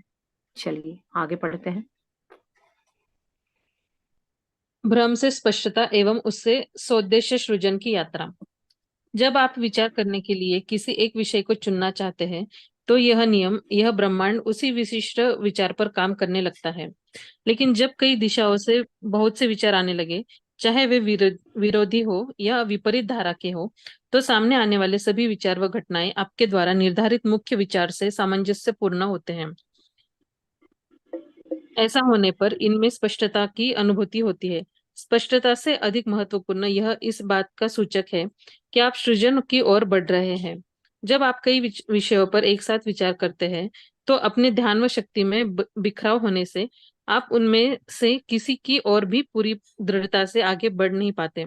लेकिन जब आप किसी भी कालखंड में अपने लिए महत्वपूर्ण विषय पर एकाग्र रहते हैं तो आप उसकी ओर पूरे दमखम से कदम बढ़ाते हैं। यहाँ देखिए, भ्रम से स्पष्टता एवं उससे स्वदेशी सृजन की यात्रा। यानी आज अगर हम भ्रमित हैं, अगर हमें कोई रिजल्ट नहीं आ रहा, हम कोई प्रैक्टिस कर रहे हैं, तो अगर हम भ्रम में हैं लेकिन हम ये मानने को तैयार हैं कि हम जो कर रहे हैं शायद में भी मुझसे मिस्टेक हो रही है, अगर ये चीज मैंने एक्सेप्ट कर ली तो ये भ्रम से मेरी स्पष्टता हो जाएगी कि मैंने माना कि मुझसे कहीं गलती हो रही है। और जब या तो मैं किसी से पूछ के या पढ़ के या अपने अंदर खुद चेक करके मुझे पता चलेगा कि फॉल्ट कहाँ है, तो अगर वो फॉल्ट मैंने पकड़ लिया तो फिर यही भ्रम से मैं कहाँ पर आ गई, स्पष्टता पर। यानी मुझे क्लियर हो गया और मुझे पता चल गया कि मुझे क्या चाहिए। तो ये इतना ही आसान है, लेकिन पहली बात ये कि हम मानते ही नहीं है कि हमारे अंदर कमी है या हमें गलती है। तो जो व्यक्ति ऐसा करते हैं कि वो अपनी मानते ही नहीं गलतियों को, तो कभी जीवन में आगे नहीं बढ़ते। तो इसीलिए अगर जीवन में आगे बढ़ना है तो गलती मानने में कोई बुराई नहीं है, क्योंकि गलतियां इंसान से ही होती हैं। आजकल हम ऐसे बन गए कि बच्चों को भी चाहते हैं कि जो काम करो तुम्हारा A1 एक ही बार में होना चाहिए। अब सबके अंदर इतना डर बैठा रहता है कि आजकल के बच्चे जो यूथ हैं वो कुछ नया करने से बहुत घबराते हैं, क्योंकि उनको डर लगता है कि नहीं हुआ तो। और हम पेरेंट्स उसके ऊपर इतना दबाव बना देते हैं कि जो कुछ करना है यहाँ पे परफेक्ट होके निकलना है। तो हमें ये मानना होगा कि परफेक्ट तो हम भी नहीं है, कोई भी व्यक्ति परफेक्ट नहीं है, सब में कुछ कुछ गुण है, कुछ अवगुण है। तो हमारा जीवन ही यही है कि ट्राई कीजिए, हो गया तो ठीक है, अगर मान लीजिए नहीं भी हुआ तो फिर वहां से कुछ तो लर्निंग तो हमने ली ही। जब एडिसन ने बल्ब बनाना शुरू किया था तो एक ही बार में नहीं हुए थे, उन्होंने 1000 बार उनका जो फेल हुआ था। और तब एक पत्रकार ने उन्होंने उनसे पूछा था कि आपने ये 1000 बार में, यानी आप इतनी बार फेल हुए, तो आपको यहाँ क्या समझ में आया। तो उन्होंने कहा कि मुझे, जो मैं इतनी बार फेल हुआ, मेरा जो ये बल्ब मैं चाह रहा था नहीं बना, तो मुझे 1000 तरीके मिल गए कि मैं अगली बार बल्ब बनाऊंगा तो मैं बता सकता हूँ, कोई व्यक्ति बल्ब बनाएगा कि 1000 तरीके हैं कि इस तरह से मत बनाना। एक तरीका है बनाने वाला और 1000 तरीके मुझे डोंट मिल गए कि ये काम इस तरीके से नहीं करना है। तो कहाँ से क्या लर्निंग मिलेगी, इसके लिए हमें अवेयर होना होगा और चीजें सीखनी होंगी। तो यहाँ पे अब्राहम बताते हैं कि जब आप विचार करने के लिए किसी विषय को चुनना चाहते हैं, यानी आप कोई डिजायर है, कोई सपना है, वो चुनते हैं और आप सोचते हैं कि अब यही फोकस रहना है और ये मुझे मेरे जीवन में चाहिए, तो जो ये नियम है, ये ब्रह्मांड का जो नियम है, ये आपके विचारों पे काम करता है। तो जैसे ही आपने अपने दिमाग में विचार लगाया, तो आप उस विचार को पूरा करने में लग जाएंगे, लेकिन आसपास की परिस्थितियां होंगी जो आपको भटकाने आएंगी, कुछ घटनाएं होंगी, लेकिन फिर भी आप अपने विचारों से सामंजस्य रहते हैं, यानी आप अपने विचारों पे फोकस्ड रहते हैं, तो आपको स्पष्ट अनुभूति होगी कि इतनी सारी अनक्लैरिटी के बाद भी आप फोकस्ड हैं, यानी हाँ ये तो मुझे चाहिए ही चाहिए। अभी जैसे कि आप अगर मान लीजिए कुछ कर रहे हैं, कोई कोर्स ही कर रहे हैं, तो जब आप शुरू में कोर्स करते हैं 1-2 दिन बहुत स्मूथली चलता है, लेकिन ये हर चीज में काम होता है कि कोई भी नया काम आप शुरू करते हैं तो आपकी टेस्टिंग जरूर होगी, कोई ना कोई काम होगा या हेल्थ में चैलेंज आएगा या आसपास के परिस्थितियों में आएगा, वो आपकी टेस्टिंग होती है कि जितने जोर शोर से आपने तैयारी शुरू की है कि आप टिक पाते हैं। तो टिक वही पाएगा जिसने पूरा मन में दृढ़ निश्चय किया हो कि मुझे तो ये करना है, और जिसका मन जितना दृढ़ होगा तो वो उन परिस्थितियों के बावजूद भी उसको अपना काम पूरा करेगा और फिर वो देखेगा कि उसका गोल कंप्लीट हो गया। लेकिन अगर जो इन परिस्थितियों में जिसका मनोबल छूट जाता है, छोटा हो जाता है, तो वो भटक जाता है रास्ते से। तो यहाँ पे यही अब्राहम ने भी बताया है कि आप कोई भी विचार करते हैं तो आसपास कुछ ऐसी घटनाएं होती हैं, लेकिन फिर भी आप अपनी उस विचार में सामंजस्य बनाए रहते हैं, टिके रहते हैं, तो फिर आप देखेंगे कि आपको क्लियरिटी आ गई कि इतना कुछ होने के बाद भी मैं अपनी जगह पे अपने काम पे अड़ा रहा, तो इसका मतलब ये मेरा गोल पक्का है, ये तो जरूर पूरा होगा। और फिर आप उस विषय के साथ विचार करते हैं, वहां काम करते हैं, तो वो चीज पूरी होती है। लेकिन दिक्कत जब आती है कि जब आपके ध्यान और शक्ति यानी आपकी एनर्जी में और आपके फोकस में बिखराव आता है, जगह जगह आप 10 जगह चीजों को ढूंढते हैं, तो आप पूरी दृढ़ता से आगे नहीं बढ़ पाते। इसीलिए आपको जो भी चाहिए, अर्जुन ने जैसे मछली की आंख पे उनका फोकस था, तभी वो निशाना लगा पाए। तो इसी तरह से हमारे विचार, जो हमारे गोल हैं, बिल्कुल मछली की आंख की तरह होना चाहिए कि पास पास क्या हो रहा है, कौन बोल रहा है, हमें कुछ नहीं पता। हमारा फोकस ये है कि मुझे मेरे जीवन में ये चाहिए। जब हम इस कदर दृढ़ होंगे तो वो चीजें हमारे पास आएंगी। और जो ये कालखंड की जो खंडेच्छा प्रक्रिया है, ये बहुत हमें हेल्प करेगी, क्योंकि छोटे छोटे टुकड़ों में, यानी हम पूरे दिन में छोटे छोटे टुकड़े बांटेंगे कि हम 1 घंटे तक, बस आप इस तरह से कीजिए कि मुझे तो सिर्फ 1 घंटे तक इस पर फोकस करना है। फिर वो घंटा निकल जाता है, तो फिर आप अपने दिमाग को बोलेंगे कि मुझे सिर्फ 1 घंटे के लिए फोकस करना है। तो जब आप ऐसे करेंगे तो धीरे धीरे वो घंटों का टाइम है, पूरा दिन बन जाएगा, और फिर आप एक दिन का फोकस रख सकते हैं कि मुझे तो सिर्फ आज ये काम करना है और आज ये नहीं करना है। कई बार किसी चीज में मैंने देखा था, उनमें बताते हैं कि हमें सिर्फ, हाँ रेकी में मैंने देखा था, जब मैंने रेकी सीखी थी तो उसमें बताया था उन्होंने कि आज के लिए सिर्फ मैं क्रोध नहीं करूंगा, दूसरे की चुगली बुराई निंदा नहीं करूंगा, सिर्फ आज के लिए। तो जब हम अपने दिमाग को ये रिकमेंड करते हैं या कमांड देते हैं कि सिर्फ आज आज नहीं करनी है, तो वो मान जाता है, क्योंकि उसको लगता है कि सिर्फ आज की ही तो बात है। लेकिन कल फिर हम यही अफर्मेशन दोबारा दोहराते हैं कि आज मैं क्रोध नहीं करूंगा या आज मैं किसी की चुगली बुराई निंदा नहीं करूंगा। तो ये ही है वो खंडेक्षा की प्रक्रिया, यानी छोटे छोटे काल को, यानी समय को हमने खंड में बांट दिया। अगर यही अब अपने दिमाग को हम बोलेंगे कि 1 महीने तक मैं किसी के बारे में कुछ बुरा नहीं बोलूंगा या मैं गुस्सा नहीं करूंगा, तो हमारा दिमाग बिल्कुल रिजेक्ट कर देगा, क्योंकि उसको लगता है कि इतने समय तक बिना गुस्सा किए तो मैं रह ही नहीं सकता। लेकिन जब हम छोटे छोटे टुकड़ों में बांट देते हैं, तो वो मान जाता है, कि उसको लगता है कि हाँ एक दिन तो चल जाएगा, और फिर अगले दिन हम यही बात बोलते हैं, और धीरे धीरे ये हमारी हैबिट बन जाती है। तो इसी तरह से अगर आप पूरे अपने एकाग्र रखते हैं, अपने फोकस्ड रहते हैं अपने काम पर, अपने डिजायर पर, तो फिर आपको जो कदम बढ़ाएंगे वो पूरे जोर शोर से बढ़ेंगे, और फिर आपके जीवन में वो चीजें आसानी से मैनिफेस्ट हो जाएंगी। चलिए आगे बढ़ते हैं।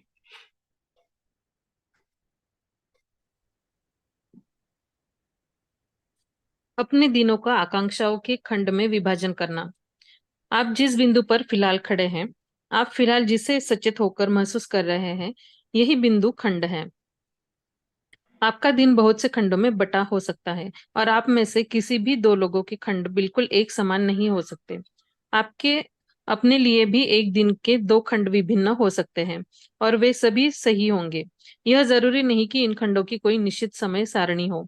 इसमें महत्वपूर्ण यह है कि जब आप एक खंड या एक आकांक्षा से आगे बढ़े, तो उसे सुनिश्चित कर सकें। जैसे जब आप सुबह उठते हैं, तब एक नए खंड में प्रविष्ट होते हैं। आपके जागने तथा बिस्तर छोड़ने से पहले का समय एक खंड है। जब आप स्वयं को अगले कार्य के लिए तैयार कर रहे हो, तो वह भी एक खंड है। जब आप अपने वाहन पर सवार होते हैं, तो यह एक अलग खंड है, आदि।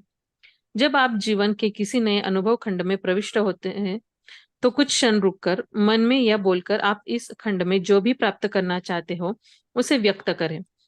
इससे आप अपनी आकांक्षाओं से सामंजस्य रखने वाले विचार, परिस्थितियां, घटनाएं और यहाँ तक कि चर्चा व कार्यों को भी शक्तिशाली आकर्षण द्वारा उत्प्रेरित कर सकते हैं। जब आप यह समझ जाएंगे कि आप नए खंड की ओर बढ़ रहे हैं, तब आप उससे जुड़ी अपनी मुख्य आकांक्षाओं को पहचान कर अन्य लोगों द्वारा पड़े प्रभाव से भ्रम या विचार करने के प्रति सौदेश्यपूर्ण प्रवृत्ति की कमी से उत्पन्न भ्रम को दूर हटा सकते हैं। यहाँ देखिए, अब ये जो खंडेक्षा की प्रक्रिया है ये तो हमें पता चल गया, लेकिन हम इन आकांक्षाओं को यानी अपने सपनों को दिनों में किस तरह से खंड में विभाजित करें। तो यहाँ पर बताया है अब्राहम ने कि आप जहाँ जिस पल पे खड़े हैं वही पल वही क्षण आपको सचेत रहना है, यानी अवेयर रहना है। और यहाँ से ही आपका बिंदु खंड है, यानी आज से आपकी यहीं से शुरुआत होगी। तो आपका दिन बहुत से खंडों में बटा हो सकता है, ये आप पे डिपेंड करता है। या तो आप 2 खंडों में यानी 2 भागों में बांट सकते हैं, दोनों भाग सेम भी हो सकते हैं, डिफरेंट भी हो सकते हैं, ये आप पे डिपेंड करता है। तो कहने का भाव ये है कि जब आप सुबह उठते हैं तो वो खंड मतलब एक पार्ट, समय का एक हिस्सा। तो जब आप सुबह उठते हैं वो एक अलग हिस्सा होता है, बिस्तर से छोड़ के जब आप अपनी दिनचर्या करते हैं वो अलग हिस्सा होता है, ऑफिस जा रहे होते हैं तो वो अलग हिस्सा होता है, ऑफिस में जाके आप काम कर रहे हैं तो वो अलग हिस्सा होता है। तो जिस तरह से कई लोग बोलते हैं अफर्मेशन के लिए, यहाँ ये उदाहरण बहुत अच्छे से समझ में आएगा आपको कि बहुत सारी एफर्मेशन इकट्ठी हो जाती हैं, हेल्थ को लेके भी, मनी को लेके भी, रिश्तों को लेके भी, और भी लाइफ में कुछ मैनिफेस्ट करना है। तो कई लोग कहते हैं कि सब कुछ मिक्स हो गया, कब क्या बोले। तो यहाँ मैं इसी तरह से करती हूँ कि मैंने अपने पार्ट बनाए हुए हैं कि जब मैं किचन में रहूंगी तो मैं ये एफर्मेशन बोलूंगी, जब मैं अपने तैयार होती हूँ तो मैं ये एफर्मेशन बोलूंगी, जब मैं कुछ पढ़ रही होती हूँ तो ये बोलूंगी। तो इस तरह से वो जितनी भी एफर्मेशन है वो खंड, यानी मैंने टाइमिंग बांट दी है और मुझे याद भी रहता है कि उस टाइम कौन सी एफर्मेशन बोलनी है। यानी मैं रेडी होती हूँ तो वो अलग होती है, किचन में होती हूँ तो अलग होती है, जब मैं घर का काम कर रही होती हूँ अलग होती है। तो इस तरह से वो सारी एफर्मेशन आपस में मिक्स भी नहीं होती और मैं क्लियर होती हूँ कि किस वक्त मुझे क्या बोलना है। और फिर मैं जिस वक्त जो काम करती हूँ और मैं वही बोलती हूँ तो मैं प्रेजेंट में भी रहती हूँ, और जो एफर्मेशन बोलने का जो मेरा फेथ है या मेरी जो फीलिंग है वो भी निकलती है। लेकिन हम ये सोचे कि मैं आपको 10 एफर्मेशन लिख के दूं और बोले इसको आप सारा दिन में बोलिए, तो आप बहुत कंफ्यूज हो जाएंगे कि किस वक्त कौन सी बोलनी है, और बोलेंगे तो आप बहुत कंफ्यूज रहेंगे।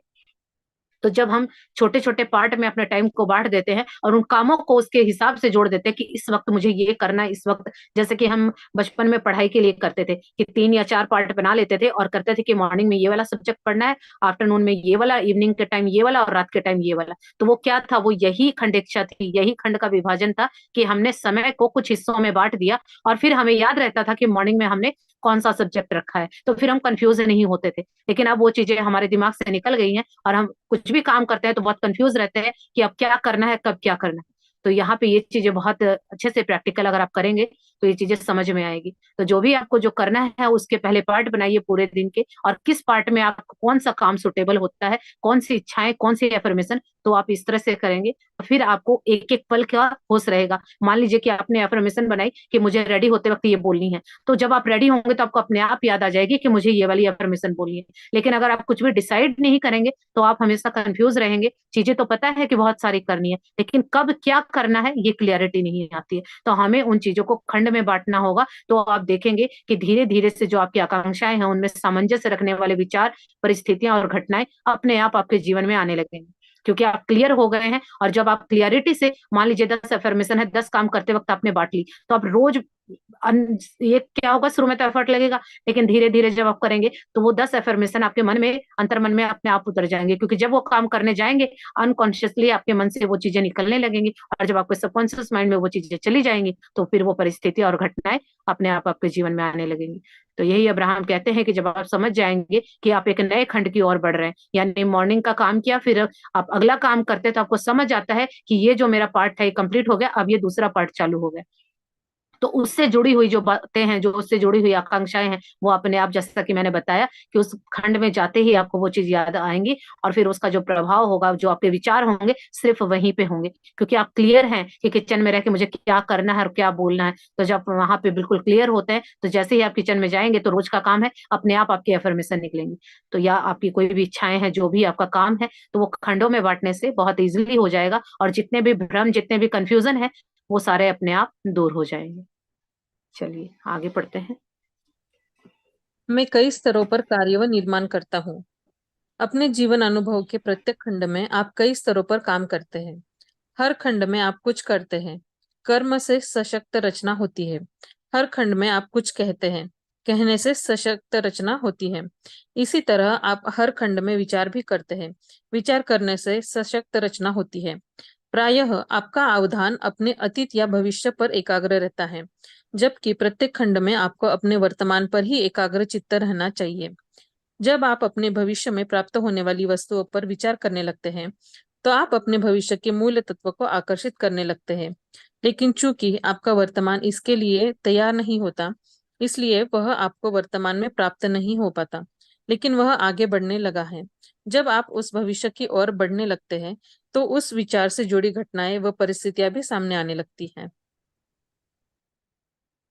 यहाँ देखिए, मैं कई स्तरों पर कार्य व निर्माण करता हूँ। यानी अभी ये क्वेश्चन पूछ रहे हैं जेरी कि मैं कई स्तरों पर यानी कई तरीकों से काम करता हूँ और चीजों का निर्माण करता हूँ। तो यहाँ अब्राहम कहते हैं कि जितने भी आपके जीवन के अनुभव हैं, यानी आपने जो भी अब तक काम किया है, तो प्रत्येक खंड में यानी प्रत्येक टाइम के जो आपने एक टाइम पीरियड बनाया है, उसमें जो भी आप काम करते हैं, तो इस खंड से आप जो भी कुछ करते हैं वो कर्म के सशक्त होने की रचना है। यानी जो भी आप कुछ कर रहे हैं, आपने एक टाइम बनाया कि इस टाइम पे मुझे ये काम करना है, तो इससे क्या होगा, आपकी वो जो क्रिएटिव पावर है वो और ज्यादा बढ़ जाएगी। क्योंकि जैसे ही वो टाइम आता है, हमें पता होता है कि हमने ये टाइम डिसाइड किया था कि इस टाइम के अंदर यानी इस घंटे के अंदर हमें पढ़ना है। अभी जैसे आप इस क्लास में ही आते हैं, तो 3:30 बजे से हमने टाइम रखा हुआ है कि जैसे ही 3:30 होते हैं, तो सभी को पता है कि क्लास में जाना है। तो जो भी अरेंजमेंट है यानी काम होता है, तो हमारी स्पीड बढ़ जाती है, या और कुछ होता है तो हम डिले कर देते हैं, कुछ भी करते हैं, लेकिन हमें पता है कि एक टाइम पीरियड है, इस टाइम हमें क्लास लेनी है, तो हम क्लास में आ जाते हैं। तो ये हमने क्या किया, इतने कालखंड को यानी जो टाइमिंग को हमने इस काम के लिए बांट दिया। तो अब हम चाहे कितने भी बिजी हो,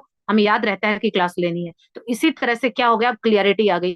तो अगर आप ऑटो पायलट मोड पे होते कि चलेगी तो देख लेंगे जाएंगे या नहीं जाएंगे, तो आप कभी भी क्लास को नहीं ले सकेंगे।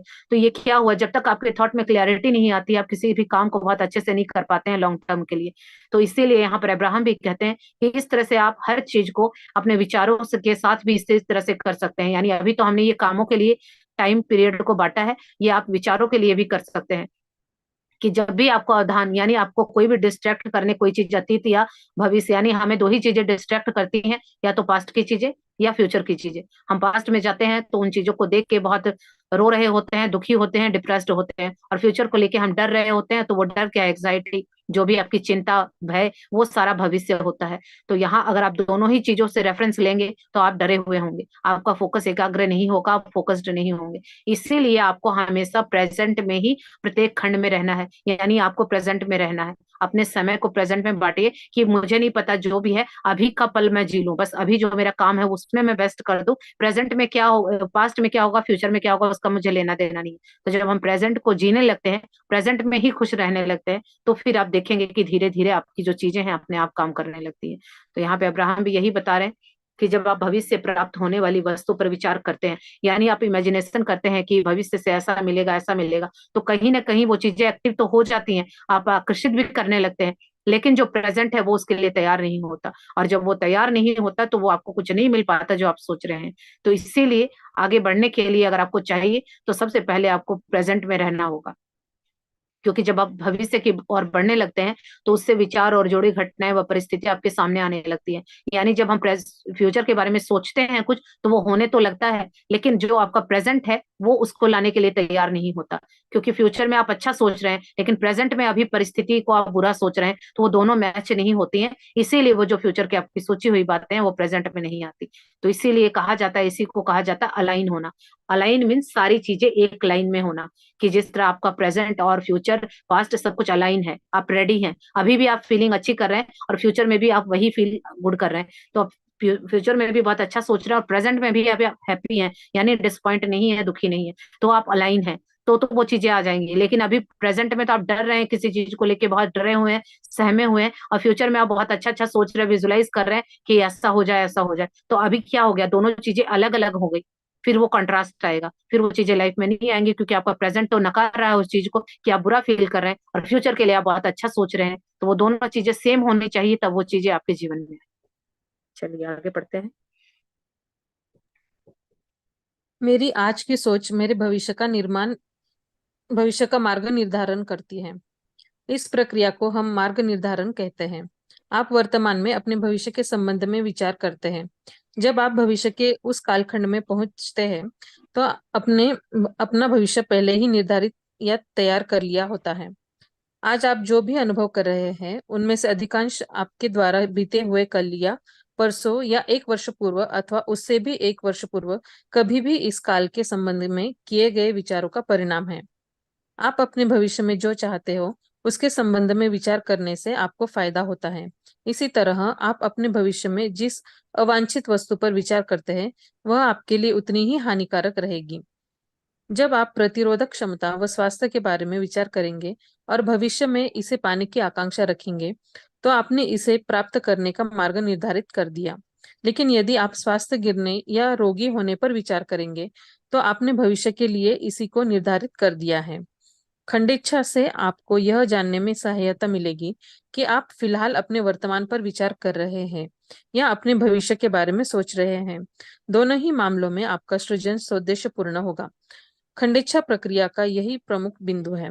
आप इस क्षण में चाहे किसी विशिष्ट आकांक्षा पर कार्य कर रहे हो या उसे व्यक्त कर रहे हो या चाहे इस क्षण में अपने भविष्य का मार्ग निर्धारण कर रहे हो, आपके लिए इस कार्य को स्वोद्देश्य करना बहुत आवश्यक है। जब आप अपने वाहन में होते हैं और अपनी यात्रा के सुरक्षित करने की स्वोद्देश्य आकांक्षा करते हैं तो इस समय वस्तुतः आप उसी तरह की परिस्थितियों को आकर्षित कर रहे हैं। यदि अपने अतीत में इससे पहले की गई किसी भी यात्रा की शुरुआत में भविष्य में भी सुरक्षित यात्रा की कल्पना की होगी तो उन निर्धारित आकांक्षाओं ने उसी समय आपके भविष्य का मार्ग निर्धारण शुरू कर दिया होगा। और वस्तुतः आपकी आज की खंडेच्छा आपकी उस पूर्व में की गई की ओर आकांक्षा को और अधिक बलवान कर रही है।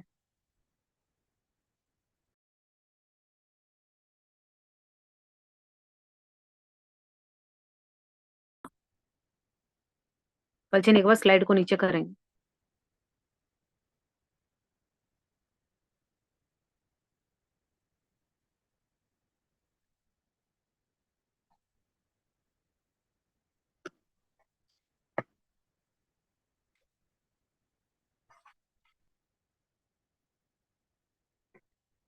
मेरी वॉइस आ रही है?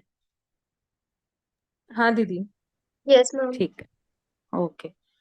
हाँ, आ रही है। यहाँ पर देखिए, मेरी आज की सोच मेरे भविष्य का मार्ग निर्धारण करती है। यानी आज जो प्रेजेंट में आपकी सोच है वही आपका भविष्य बना रही है। और हम हमेशा भविष्य को सुधारने के लिए या तो पास्ट में खोए रहते हैं या उसी भविष्य के बारे में सोच रहे होते हैं। लेकिन अगर आपको भविष्य अच्छा बनाना है तो आपको प्रेजेंट में यानी अभी का जो भी पल है इसमें आपको अच्छा सोचना होगा, अच्छा बोलना होगा, अच्छा करना होगा। यानी आज क्या आप सोच रहे हैं यही आपका भविष्य बनने वाला है।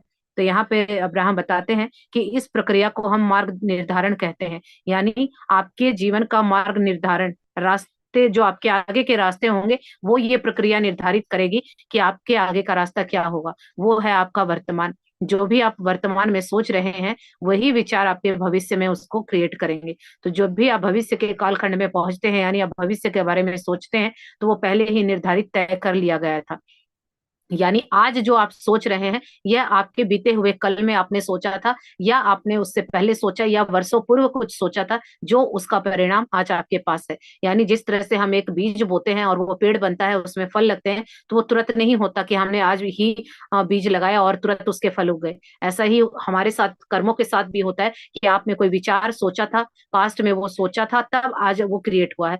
और आज जो आप सोचेंगे यानी आज जो बोएंगे वो आप अगले महीने, अगले साल, वो फ्यूचर में आप उसको क्रिएट करेंगे यानी उसको पाएंगे। तो इसीलिए सारी पावर अभी प्रेजेंट में है। तभी कहा जाता है कि वर्तमान समय को सुधार ले तो फिर हमारा आगे आने वाला कल सुधर सकता है। यानी मान लीजिए कि आप इसको एग्जांपल से समझते हैं कि आज आपके हाथ में कुछ खट्टे फल हैं और कुछ मीठे फल हैं। तो आपने जब वो बुआई की थी, सीडिंग की थी, तो आपको नहीं पता था कि आप क्या बो रहे हैं। यानी आपके विचार ऑटो पायलट चल रहे थे, आपको नहीं पता था कि आप क्या अच्छा सोच रहे हैं, क्या बुरा सोच रहे हैं। यानी वो सीडिंग अपने आप हुई थी। अब हाथ में क्या है, कुछ खट्टे फल हैं और कुछ मीठे फल हैं। तो अब आपको खट्टे फल पसंद नहीं, आप चाहते हैं कि जीवन में सारे ही मीठे फल हो। तो अब आप क्या करेंगे, इस बार जो अभी प्रेजेंट में सीडिंग करेंगे विचारों की, यानी जो आप सोचेंगे वो आपको जैसे फल चाहिए वो सीडिंग आप कर सकते हैं क्योंकि वो पावर आपके अंदर है। पहले तो आपने अनजाने में किया था, लेकिन अब आप जानबूझ के करेंगे तो फिर आप जैसे फल चाहते हैं वैसे ही बीज बोने होंगे। तो इसी तरह से आप जीवन में जो चाहते हैं उसकी सीडिंग विचारों की आज आपको अपनी सोच समझ के करनी होगी कि आप कैसा जीवन चाहते हैं, उसी के बारे में सोचिए। लेकिन कुछ अनचाहा है यानी आप नहीं चाहते, तो तभी कहा जाता है कि मनपसंद वस्तुओं पे ध्यान केंद्रित कीजिए, अवांछित वस्तुओं पे ध्यान केंद्रित मत कीजिए। और नॉर्मली हम क्या करते हैं, 99% हम नेगेटिव बातों पे फोकस करते हैं, ऐसी चीजों के बारे में बातें करते हैं जो हमें नहीं चाहिए, और फिर हम कहते हैं कि मेरे जीवन में ये क्यों आ गई, क्योंकि हमने जाने अनजाने थॉट वहीं डाले थे। तो इसीलिए आप ऐसी किसी चीज पर विचार मत कीजिए जो आपके काम की चीज नहीं है। तो जो पास्ट में हमने बोया था तो वो आज मिल रहा है, और आज जो बोएंगे वो फ्यूचर में मिलेगा। तो फ्यूचर तो हम अच्छा कर ही सकते हैं, क्योंकि जो पहले हमने कर दिया वो तो हाथ में नहीं है, लेकिन अब जो कर रहे हैं वो हमारे हाथ में है। तो अभी जो कर रहे हैं उसी में अवेयर रहिए, देखिए कि आपको क्या चाहिए, और उन्हीं विचारों की सीडिंग कीजिए, वही बोइए जो आपको फ्यूचर में चाहिए, यानी भविष्य में चाहिए। तो इसी से आप जो भविष्य में चाहते हैं उसका संबंध आपके विचार करने की आदत से है, यानी आप क्या विचार कर रहे हैं, तभी आपको फायदा होगा जब आप अपने विचारों को पकड़ेंगे, अपने थॉट को पकड़ेंगे। और थॉट को पकड़ते ही आपको फीलिंग का पता चलेगा, जैसा कि अब्राहम ने पिछले चैप्टर्स में बताया था कि एक दिन में 60,000 से भी ज्यादा थॉट आते हैं। तो हम हर एक विचार को नहीं पकड़ सकते हैं, इसीलिए हमें भावनाओं को पकड़ना सीखना होगा और फीलिंग को देखना होगा। थोड़ी थोड़ी देर में आप चेक करते रहिए कि आप कैसा फील कर रहे हैं। तो यहाँ पर फिर अब्राहम ने बताया है कि ये चेक करने के लिए भी आपको खंडेच्छा के ये बहुत हेल्प करेगी, यानी छोटे छोटे टुकड़ों में समय को बांट लीजिए। अगर घंटे में, 15 मिनट में, 20 मिनट में, या आधे घंटे में, 1 घंटे में, 2 घंटे में, जैसा भी आपको कंफर्टेबल हो, खंडेच्छा यानी समय को खंड में टुकड़ों में बांटना। अब वो टुकड़े बड़े होंगे, छोटे होंगे, 15 मिनट का होगा, 1 घंटे का होगा, वो आप पे डिपेंड करता है। तो जब आप इस तरह से समय को टुकड़ों में बांट देते हैं, और हर एक टुकड़े में, यानी 9 से 10 का आपने अलार्म लगाया, एक टुकड़ा बांटा कि इतनी देर में पॉजिटिव रहूंगी। अब 9 से 10 में आप फोकस्ड रहेंगे कि जिस भी काम को कर रहे हैं बहुत खुश होकर कर रहे हैं। फिर आपने 10 से 11 का अलार्म लगाया, फिर आपने ये टुकड़ा बांटा एक समय का कि अब मुझे 10 से 11 जो भी मैं काम करूंगी बहुत हैप्पी रहूंगी और प्रेजेंट में रहूंगी। तो जो भी आप कर रहे हैं खुश हैं और उस काम को कर रहे हैं, तो छोटे छोटे टुकड़ों में आपको पता भी नहीं चलेगा कि 5 से 6 घंटे आप खुश थे और हैप्पी थे, और यही खुश और हैप्पी रहना आपको सारी चीजें लाके देगा। तो यही चीजें हैं जिसको कहा जाता है स्वदेश्य सृजन, यानी किसी उद्देश्य को लेकर कुछ बनाना। अभी तो अपने आप बनता जा रहा था, लेकिन अब हम सृजन यानी कुछ नया क्रिएट करेंगे। स्वदेश्य यानी पहले हम देखेंगे कि हमें क्या चाहिए, और फिर हम वहां पर उसको क्रिएट करेंगे। और इसके साथ हम खंडेच्छा की प्रक्रिया यानी छोटे छोटे टुकड़ों में समय को बांटेंगे, और इस प्रक्रिया के साथ जब करेंगे तो जो कार्य आपका सिंपल लग रहा था वही विशिष्ट हो जाएगा। और यही चीजें हैं जो आपके भविष्य का निर्माण करेगी। तो ये आपको मार्ग दिखाएगी कि क्या जो आप चाहते हैं वो सारी चीजें अपने आप आपको दिखने लगेंगी। तो ये चीजें बहुत इंपॉर्टेंट है। यहाँ इब्राहिम बताते हैं कि जब आप अपने वाहन में होते हैं, यानी आप कहीं ट्रेवल कर रहे होते हैं, तो यात्रा के सुरक्षित होने की आप स्वदेश्य आकांक्षा करते हैं। यानी हम नॉर्मली जाते हैं ट्रेवल पे तो हम यही बोलते हैं ना कि भगवान जी जो ट्रेवल है, ये यात्रा है वो सुखद हो जाए। तो इस समय आप क्या कर रहे हैं, उन्हीं परिस्थितियों को आकर्षित कर रहे हैं, यानी जो आप बोलेंगे वही चीजें होंगी। लेकिन कई बार कई सिचुएशन में ऐसा होता है कि हम जिन वाहन से ऐसी चीजें से हम जाते हैं हमें डर लगता है, तो कई बार हम अपने डाउट में, डर में ये भी बोल देते हैं कि मुझे डर लग रहा है कहीं ऐसा ना हो जाए, और वो हो जाता है।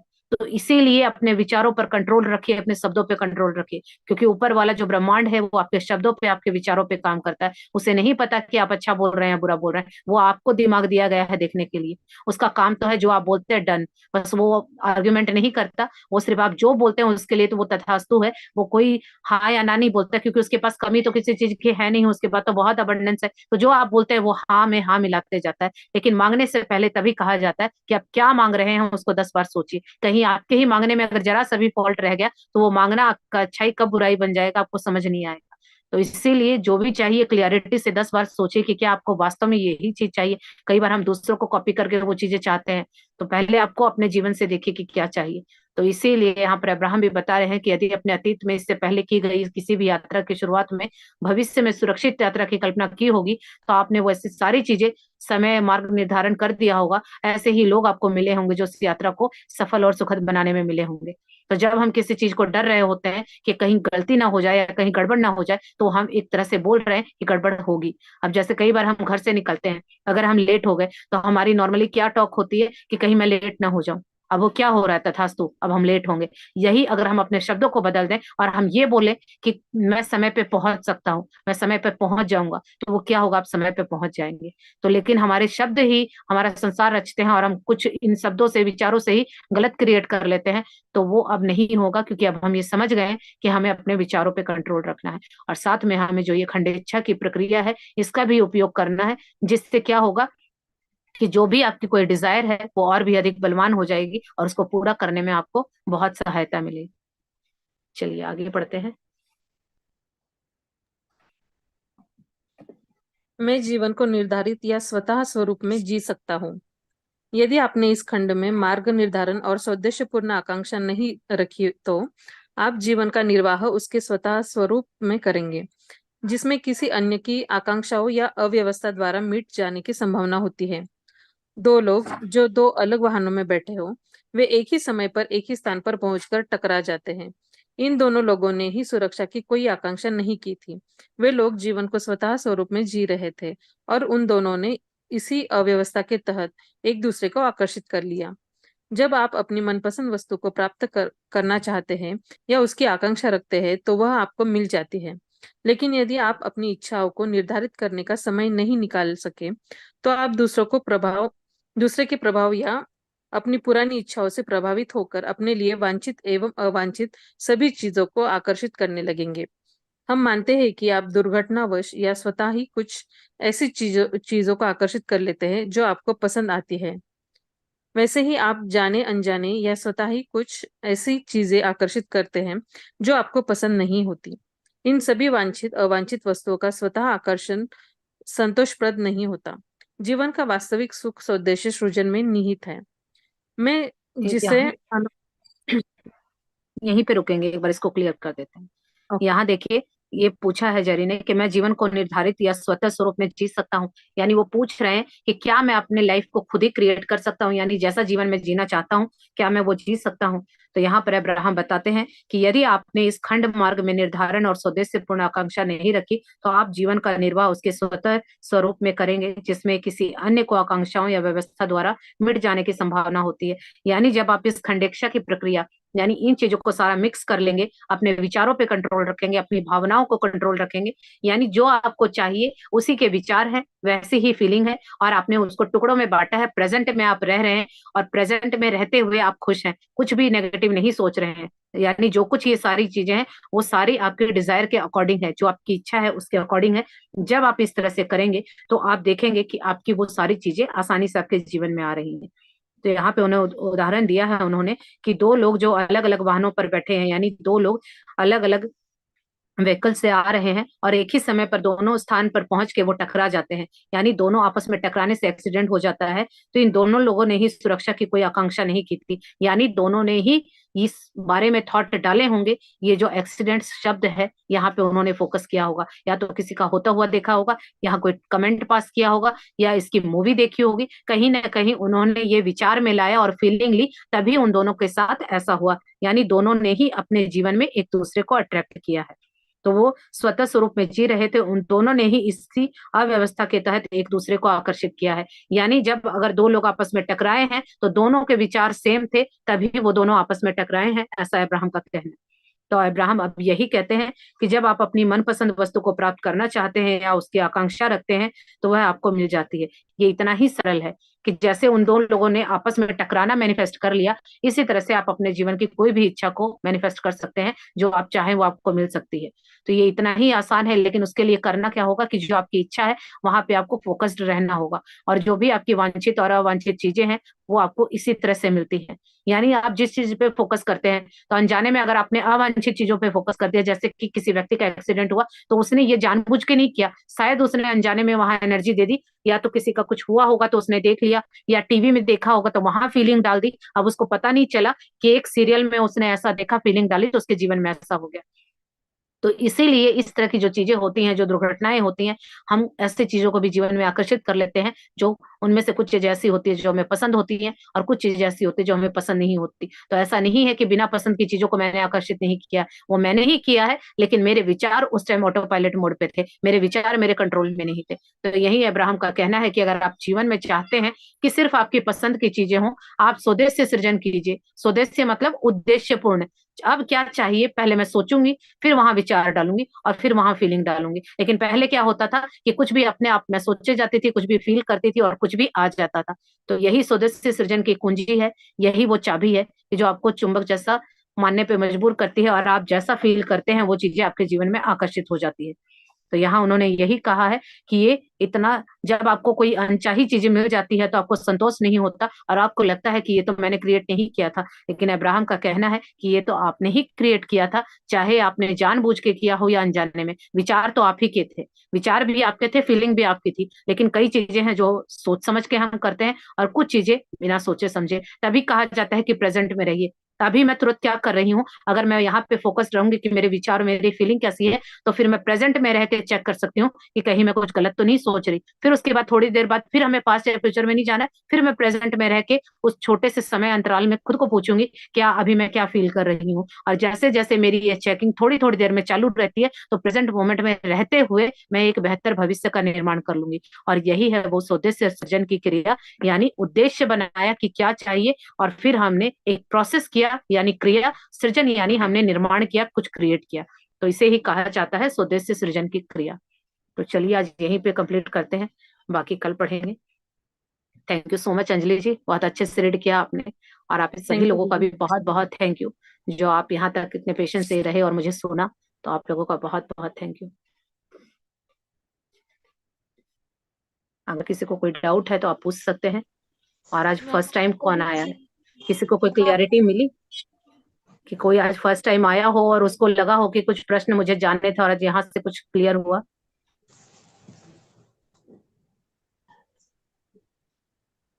Good afternoon ma'am. Good afternoon. हाँ, मुझे किचन में या कोई भी हम काम करते हैं उस वक्त कौन सी अफर्मेशन बोलनी है? उस टाइम एक तो आप किचन में जो भी काम करते हो तो उस टाइम आपको फोकस्ड रहना है। और मैं तो मोस्टली एफर्मेशन क्या, मैं तो ग्रेटिट्यूड करती हूँ। जो भी चीजें मेरे हाथ में आती है मैं उसके लिए थैंकफुल बोलती हूँ, थैंक यू बोलती हूँ। और फील करती हूँ अपने दिमाग को, मतलब बार बार मैं रिमाइंड करवाती हूँ कि मान लीजिए मैं किचन में गई, मैंने गैस पे काम कर रही हूँ, तो थैंक यू भगवान जी गैस देने के लिए, मैं कितनी ब्लेस्ड हूँ कि मेरे घर में गैस है। फिर मैं कुकर उठाती हूँ, थैंक यू भगवान जी मेरे पास कुकर है, सब्जी कितनी आसानी से बन जाएगी, क्योंकि कितने सारे ऐसे लोग हैं जो उनके पास ये चीजें नहीं है। तो ये बहुत आसान तरीका है ग्रेटिट्यूड करने का और प्रेजेंट में रहने का। तो जो भी चीज हाथ में आती है उसके लिए थैंक यू बोलिए। मसाले निकाल रहे थे, एक एक मसाले के लिए थैंक यू बोलिए। फिर हम, पता है, डेप्थ तक ग्रेटिट्यूड निकलता है कि एक मसाला अगर आपके किचन में है तो कितने लाखों लोगों ने उस मसाले के लिए मेहनत की है। और जब इस तरह से रहते हैं तो हम प्रेजेंट में रहते हैं और खुश रहते हैं। और फिर खाना जो आप खाना बनाएंगे वो भी अलग लेवल का बनेगा। अगर किसी को तारीफें नहीं मिली है खाने के लिए तो आज ये करके देखिएगा, फिर कल बताइएगा, एक ही दिन में रिजल्ट आते हैं इससे। तो मैं तो ऐसा करती हूँ, थैंक यू मैम। मैं इस तरह से बोलती रहती हूँ ना, तो फिर प्रेजेंट में भी रहा जाता है इससे। चलिए बहुत थैंक बढ़िया यू मैम, जी। Thank you. बहुत बढ़िया। मैम कल आप वर्ड पूछ रहे थे ना, वो जिसमें प्रॉब्लम के लिए जो वर्ड बोल रहे थे, हाँ हाँ, हाँ जी हाँ जी। उसका मैं बताऊं एक? हाँ बोलिए। मैम जैसे कह सकते हैं लाइफ में ट्विस्ट है, ट्विस्ट, ट्विस्ट वर्ड। हाँ मैम वो अच्छा लगेगा, ट्विस्ट।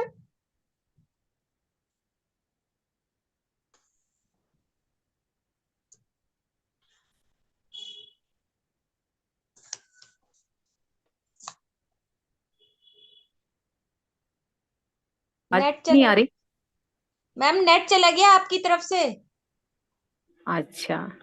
हाँ, अब या फिर मैम मोए मोए, मोए मोए, इसका क्या मोए मीनिंग होता है? मोए। मैम ये भी तो चल रहा है आजकल, मोए मोए, चल तो मोए रहा है मोए। पर मीनिंग क्या है इसका ये तो पता होना चाहिए ना। मीनिंग ही तो नहीं पता करना, हम उसे, तभी तो सही है, मीनिंग ही तो नहीं पता करना। नहीं, मीनिंग क्यों नहीं पता करना, मीनिंग तो पता करना। अगर हम कुछ, अगर गलत बोल रहे होंगे, नेगेटिव वर्ड का यूज करेंगे, तभी तो अभी हम सोच समझ के बोलेंगे ना। कुछ ऐसा बोलेंगे अच्छा, जो फनी भी हो और उसका मतलब भी पॉजिटिव निकलता हो। बिना सोचे समझे तो बोलना ही नहीं है ना। मीनिंग बिना अच्छा पता तो बोलेंगे और पता नहीं उसका अर्थ अगर कुछ नेगेटिव हुआ तो फिर तो हम और मजे ले लेके बोलेंगे और कुछ इकट्ठा कर लेंगे। मीनिंग तो पता अच्छा होना चाहिए। हाँ जी। मैम, तो फिर यही सही है कि लाइफ में ट्विस्ट है, ट्विस्ट। हाँ ये सही है। ये सही है ना? ये सही है बिल्कुल जी, ये सही है। Thank you. या फिर ये तेरी मेहरबानियां, वो जो है तेरी मेहरबानियां है, जैसे ये कहते हैं ज्यादा ना। बड़ा हो जाएगा ना। अभी जो हाँ अपनी बातें बताएगा वो इतना लंबा नहीं बोल पाएगा, उसको सिर्फ एक वर्ड चाहिए। हाँ जी। मैम, मन में लड्डू निशा फूटा भी मैम, बोल सकते थे जी। नमस्ते हाँ जी। जी। निशा मैम, नमस्ते। हाँ मैम जी बोलिए। सभी को बहुत बहुत प्यार, फैमिली को। मैम मतलब मैं जब आज जॉब पे अपनी क्लाइंट के पास कल कल की बात है, गई तो हम्म। उन्होंने मेरे को बोला कि कैसी हो। मैंने कहा लाजवाब आंटी। वो समझ गई कि मैं ठीक हूँ। मैम, पलछिन ने बढ़िया है। क्या बताया था? पलछिन ने मतलब जो लोग आपके कांटेक्ट में हैं ऑलरेडी, उन्हें वैसे पता ही होता है कि कैसे हो तुम लोग ना। वैसे जब कोई सामने होता है, उसकी बात कर रही हूँ मीन्स, बिल्कुल। वैसे ही शेयर कर रही थी बस। मैम, पलछिन ने क्या बताया? अभी मेरी पलछिन को उससे बात नहीं हुई है इस बारे में। अभी पलचिन है, क्लास में हो पलचिन? Yes ma'am. मैम हाँ आई कोई हैव वर्ड है, टाइप ऐसा पंचिंग कोई सो वर्ड है ब्यूटीफुल। जो मीनिंगफुल भी हो और पॉजिटिव भी हो, और अगर कोई अपनी लाइफ का ब्रेकडाउन या कॉन्ट्रास्ट बताए तो उसकी जगह उसको यूज करे और साथ में वो फनी भी बन जाए। है कुछ ऐसा? एक दिन बोला तो था तुमने, मेरे को ध्यान नहीं है क्या बोला था। डी सकता है। डी। हम्म। मन में लड्डू फूटा। चेरी। हाँ, मन में किसके लड्डू फूटा फूटा भी लड्डू? बढ़िया है। मतलब थोड़ी फनी टाइप में हो जाएगा। हाँ ये भी हो सकता है। पर लेकिन अगर कोई अपनी बीमारी बताएगा तो फिर वो मन में लड्डू फूटा वो कैसे बोल पाएगा? इतना भी मैम, फनी ट्विस्ट नहीं भी तो बनाना है। है। दिमाग बिल्कुल नहीं है अपन को। चलिए ट्विस्ट सोचिए, सभी दिमाग पे जोर लगाइए, तब तक मैं बाकी लोगों के सवाल ले लेती हूँ। मेरे ममता जी दिमाग में अनम्यूट कीजिए अपने आप को, यही क्योंकि सोचा। मेरे पास अभी 15 मिनट है। मैम, मैं बोलूं? हाँ जी बोलिए। गुदगुदी हो रही है। गुदगुदी या फिर ठहाके लग रहे हैं। ये अच्छा वॉइस है ना? नहीं आ रही आपकी? अभी आ रही है? हेलो। नहीं अभी भी नहीं। हाँ हाँ अब आ रही है, बोलिए। गुदगुदी हो रही है या फिर ठहाके लग रहे हैं। ये हाँ अच्छा है ये ना? भी सही है। हाँ ये भी सही है। कल ही मैंने सोचा। ये फनी भी है और अच्छा भी है ना। मेरे सर में गुदगुदी हो रही थी कल।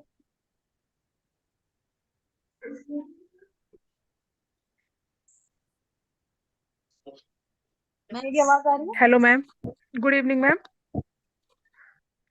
मैम का नेट चाह रहा है। क्या बात है? Hello ma'am.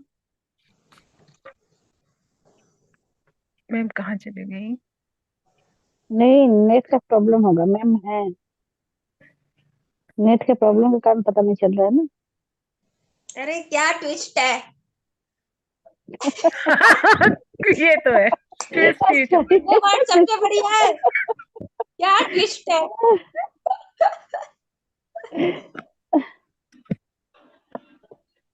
हाँ जी ममता जी, आपने हैंड रेस किया, अनम्यूट कीजिए। हाँ, good afternoon ma'am. Good good evening afternoon. Ma'am. मेरा एक क्वेश्चन है, जैसे कि हम लॉ ऑफ अट्रैक्शन की बुक पढ़ रहे हैं। इसका मतलब है कि जो भी हम विचार कर रहे हैं, जो भी सोच रहे हैं, वही हम बना रहे हैं अपनी चीजें। तो एक दूसरा क्वेश्चन इसी में मुझे ये आता है, सोचती हूँ मैं कि फिर ये वाली कहावत, जैसे कि जो भी कुछ हो रहा है हमारे साथ वो सब पहले से ही कुदरत ने किया हुआ है। तो इन दोनों चीजों में सही कौन सी है फिर? कि परमात्मा ने पहले से ही सब कुछ करा हुआ है, वही चीज हो रही है। तो तो दोनों में देखिए, मैं। ये जो आप बोल रहे हो कि हाँ पहले जी। से किया हुआ है, यानी आपका कहने का मतलब है कि जो कुछ लिख रखा है वो तो मिलना ही है, फिर एफर्ट क्यों करना, फिर क्या सोचना, है ना? यही बोलना चाहते हो ना आप, कि जो पहले से ही मिलना है, जितना मिलना है उतना ही मिलेगा, तो आपके विचार करने से क्या होगा? जी जी हाँ, मतलब कुछ लोग जैसे कि हाँ कहते हैं, तो वो चीजें हाँ। सही है या ये तो बुक देखिए, सही है? जो कौन क्या कहता है वो तो हमें नहीं पता, क्योंकि अभी पास्ट का तो मुझे कुछ याद नहीं है, तो हम तो सिर्फ अभी प्रेजेंट को देख के ही अज्यूम कर सकते हैं। तो जहां तक मेरा मानना है कि जो ऊपर वाले ने लिख रखा है वो मिलना है नहीं मिलना है वो क्या है, ये कही सुनी नहीं बातें हैं, पता। हाँ क्योंकि जी। हमें भी कुछ नहीं पता। लेकिन हाँ जी। ये पता है कि जो हम विचार करते हैं वो हमें मिलता है। ये आपने भी लाइफ में लॉ ऑफ अट्रैक्शन में नहीं भी आए थे तो आपने सोचा होगा कि कई बार होता है ना, हम कुछ सोचते हैं बहुत शिद्दत से और वो चीज एज अ गिफ्ट हमें मिल जाती है। हाँ तो जी। हाँ इतना जी। तो क्लियर है कि हमारे विचार चीजें लाके देते हैं। तो फिर क्यों ना हाँ। हम इसी में जिए, जो मिलना है नहीं, जब हमारे विचार देखिए प्रेजेंट में वो पावर है कि जो मैं सोचूंगी वो मुझे मिल जाएगा। तो फिर क्या लिखा है क्या नहीं लिखा वो तो मैटर ही नहीं रह गया। अब तो मुझे पता चल गया कि मैं BMW। ओहो मैम, बार बार ट्विस्ट हो रहे हैं। लाइफ में ट्विस्ट है, ट्विस्ट। अच्छा है। मिस- ओह, बढ़िया ट्विस्ट है, बढ़िया। Thank you ma'am, thank you ma'am. Okay जी, थैंक यू। हाँ जी वर्षा जी, अनम्यूट कीजिए। हाँ मैम, और सभी को good afternoon. Good afternoon. Ma'am मैं ये कह रही थी, आपने जब बताया था कि मल्टीटास्किंग जो है वो हमें नहीं करनी चाहिए, पर जैसे कि बिल्कुल। जब जैसे मॉर्निंग का टाइम होता है, बच्चों के स्कूल जाने का टाइम होता है, तो उस वक्त हम क्या करते हैं, किचन का भी मतलब उनके टिफिन का भी रेडी कर रहे होते हैं, फिर रूम में आके बच्चों को भी रेडी कर रहे होते हैं, तो फिर उसको कैसे मैनेज करें? ये आप ही को करना होगा, कुछ ना कुछ आपको ऐसा करना होगा कि मान लीजिए कुछ काम ऐसे होंगे कि मे भी आप रात को ही निपटाना चाहें। जैसे बच्चों की यूनिफॉर्म हो गई, उनके सारी जो उनसे रिलेटेड जो भी चीजें हैं वो पास रात को रख के सोएं, तो सुबह मॉर्निंग में आपको इतनी जल्दी नहीं होगी।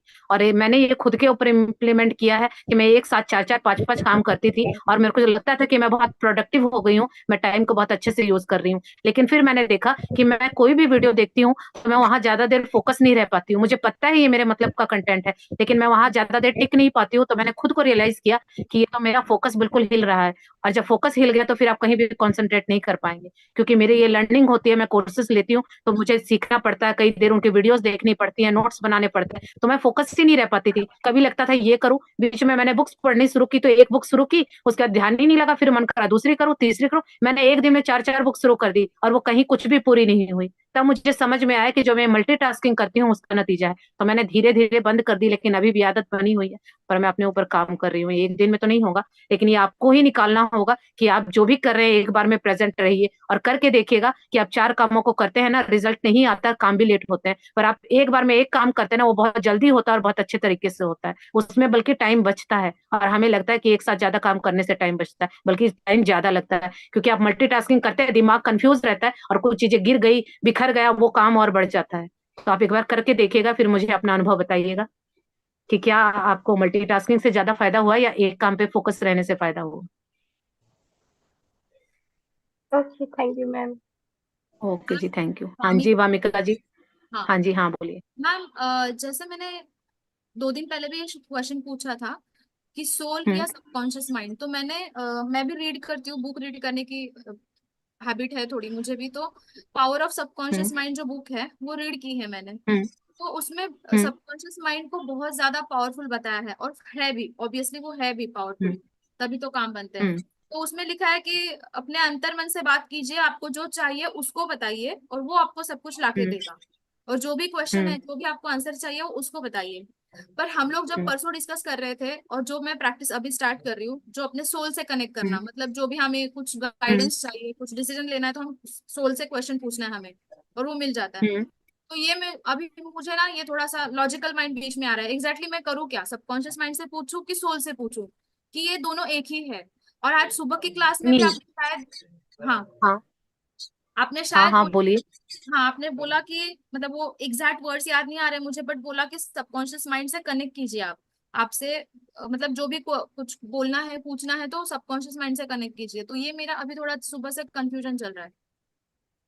देखिए, इसमें कंफ्यूजन की कोई बात नहीं है। हाँ। आपको सोल जो होती है वो आपकी सोल बताएगी कि करना क्या है, यानी आप कुछ पूछ रहे हैं तो जवाब वहां से मिलेगा। सबकॉन्शियस माइंड में तो आप चीजों को खुद डालेंगे। सबकॉन्शियस माइंड में एफर्मेशन हम बोलते हैं, वो हमने खुद ने डिजाइन की है कि सबकॉन्शियस माइंड वो चीजें आपको लाके देता है। यानी आप चाहते क्या है, अभी मान लीजिए कि आपको पैसों का मान लीजिए चैलेंज चल रहा है, एग्जाम्पल लेते हैं कि आपको पैसों की जरूरत है। अभी आप चाहते हैं कि मैं करूँ क्या, अब हाउस वाइफ है, अब आपके पास कोई काम नहीं है और आपको पैसे चाहिए, तो आप क्या करेंगी? जो पैसे आए वो आप अपनी सोल से पूछेंगे कि मुझे रास्ता दिखाओ या मेरे कोई काम बताओ, मैं क्या करूं। तो वो आपका इनर सोल बताएगा और आप सबकॉन्शियस माइंड को बताएंगी कि वो आपके इंस्ट्रक्शन पे, एक छोटा बच्चा जिस तरह होता है वो वैसा होता है। तो आप एफर्मेशन बनाएंगी कि मेरी कोई इनकम का सोर्स बन गया है, पैसे मेरे पास आ रहे हैं। अब बार बार आप ये एफर्म करेंगी, वो आपके सबकॉन्शियस माइंड में जाएगा, तो वो रियलिटी बना देगा। और रास्ता आपकी सोल बताएगी कि आप ये वाला काम करो। मान लीजिए कोई अपॉर्चुनिटी आती है, सामने से कोई कुछ बोलता है, तो आपकी सोल अंदर से गाइड करेगी कि हाँ ये काम तुम्हारे लिए आया है, तुम करो। और सबकॉन्शियस माइंड में तो जो हम चाहते हैं वो बिठाते हैं, वो आपको कोई जवाब नहीं देता है, उसका अपना कुछ भी नॉलेज है, अपना कुछ भी नहीं है, वो हम बिठाते हैं। अभी मान लीजिए कुछ भी ऐसी चीजें हैं, पुराने बिलीफ हैं, जैसे पेरेंट्स ने बोला था कि रिश्तों को संभालना इतना ये नहीं है, पैसे पेड़ पे नहीं उगते हैं, पैसों को देख के खर्च करो। तो वो जो इतनी कमी, स्कैर्सिटी है, वो हमारी अपनी नहीं है। वो जब हम बच्चे होते हैं तो लॉजिकल माइंड एक्टिव नहीं होता 7 साल तक। 7 साल के बच्चे को अगर आप कुछ भी बोलेंगे, मान लीजिए दिन है और आप उसको बोल रहे हैं बेटा ये रात है, सूरज को बोलेंगे ये तो चांद है, तो वो आपसे क्वेश्चन नहीं करेगा, वो बोलेगा यस, क्योंकि उसको पता ही नहीं सूरज क्या चांद क्या। लेकिन हमें कोई बोलेगा क्योंकि हमारा लॉजिकल माइंड एक्टिव हो चुका है। तो इसीलिए जो पुराने बिलीफ आपके अंदर बैठे हुए हैं, कुछ अच्छे भी हैं कुछ बुरे भी हैं, तो वो आपके बचपन में आपने दूसरों से अडॉप्ट किए, वो सबकॉन्शियस में चले गए, तो वो अब आप चाहे तो रिमूव करके नए डाल सकते हैं। लेकिन आपकी सोल क्या बोलेगी, वो उसकी अलग जर्नी है, वो हजारों सालों से आ रही है, वो अलग है। तो जो आपका सबकॉन्शियस माइंड और सोल दोनों डिफरेंट है। सोल की अपनी मर्जी है, वो आपको गाइड करेगी अपने एक्सपीरियंस के बिहाफ पे, और जो सबकॉन्शियस माइंड है उसको आप कंट्रोल कर सकते हैं अपनी एफर्मेशन से, अपने थॉट क्रिएट करके। तो वो आपके अंडर में है, आप चाहे तो उसको मॉडिफाई कर सकते हैं, बट सोल आपको मॉडिफाई करेगी, आप सोल को मॉडिफाई नहीं कर सकते हैं। सोल को हम लोग आगे मॉडिफाई, क्लियरिटी? हाँ, हाँ जी, सबकॉन्शियस हम लोग प्रोग्राम कर सकते हैं। बेसिकली सबकॉन्शियस माइंड बिल्कुल। अपने हाथ में है, सोल अपने हाथ में नहीं हाँ, है। तो नहीं है। अगर, हाँ, तो अगर सोल डिसीजन जो दे रहा है, सॉरी हाँ। लॉजिक मतलब क्लियर होना है मुझे, इसलिए अगर सोल कुछ हम्म। डिसीजन दे रहा है, तो वो हम्म। जो भी 1000 years की, जो भी करोड़ों मतलब जो जन्म लेके आया है, उस बेसिस पे दे रहा है वो, तो वो करेक्ट होगी ऐसे हम लोग कैसे बोल सकते हैं 100%? क्योंकि कुछ खराब उसको, मैम का नेटवर्क शायद चला गया है।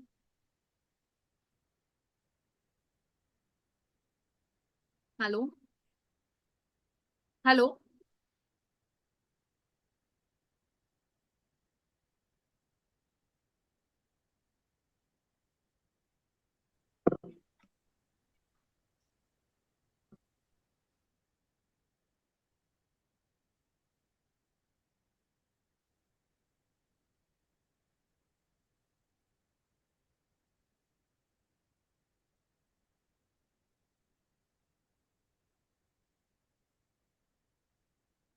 Hello ma'am.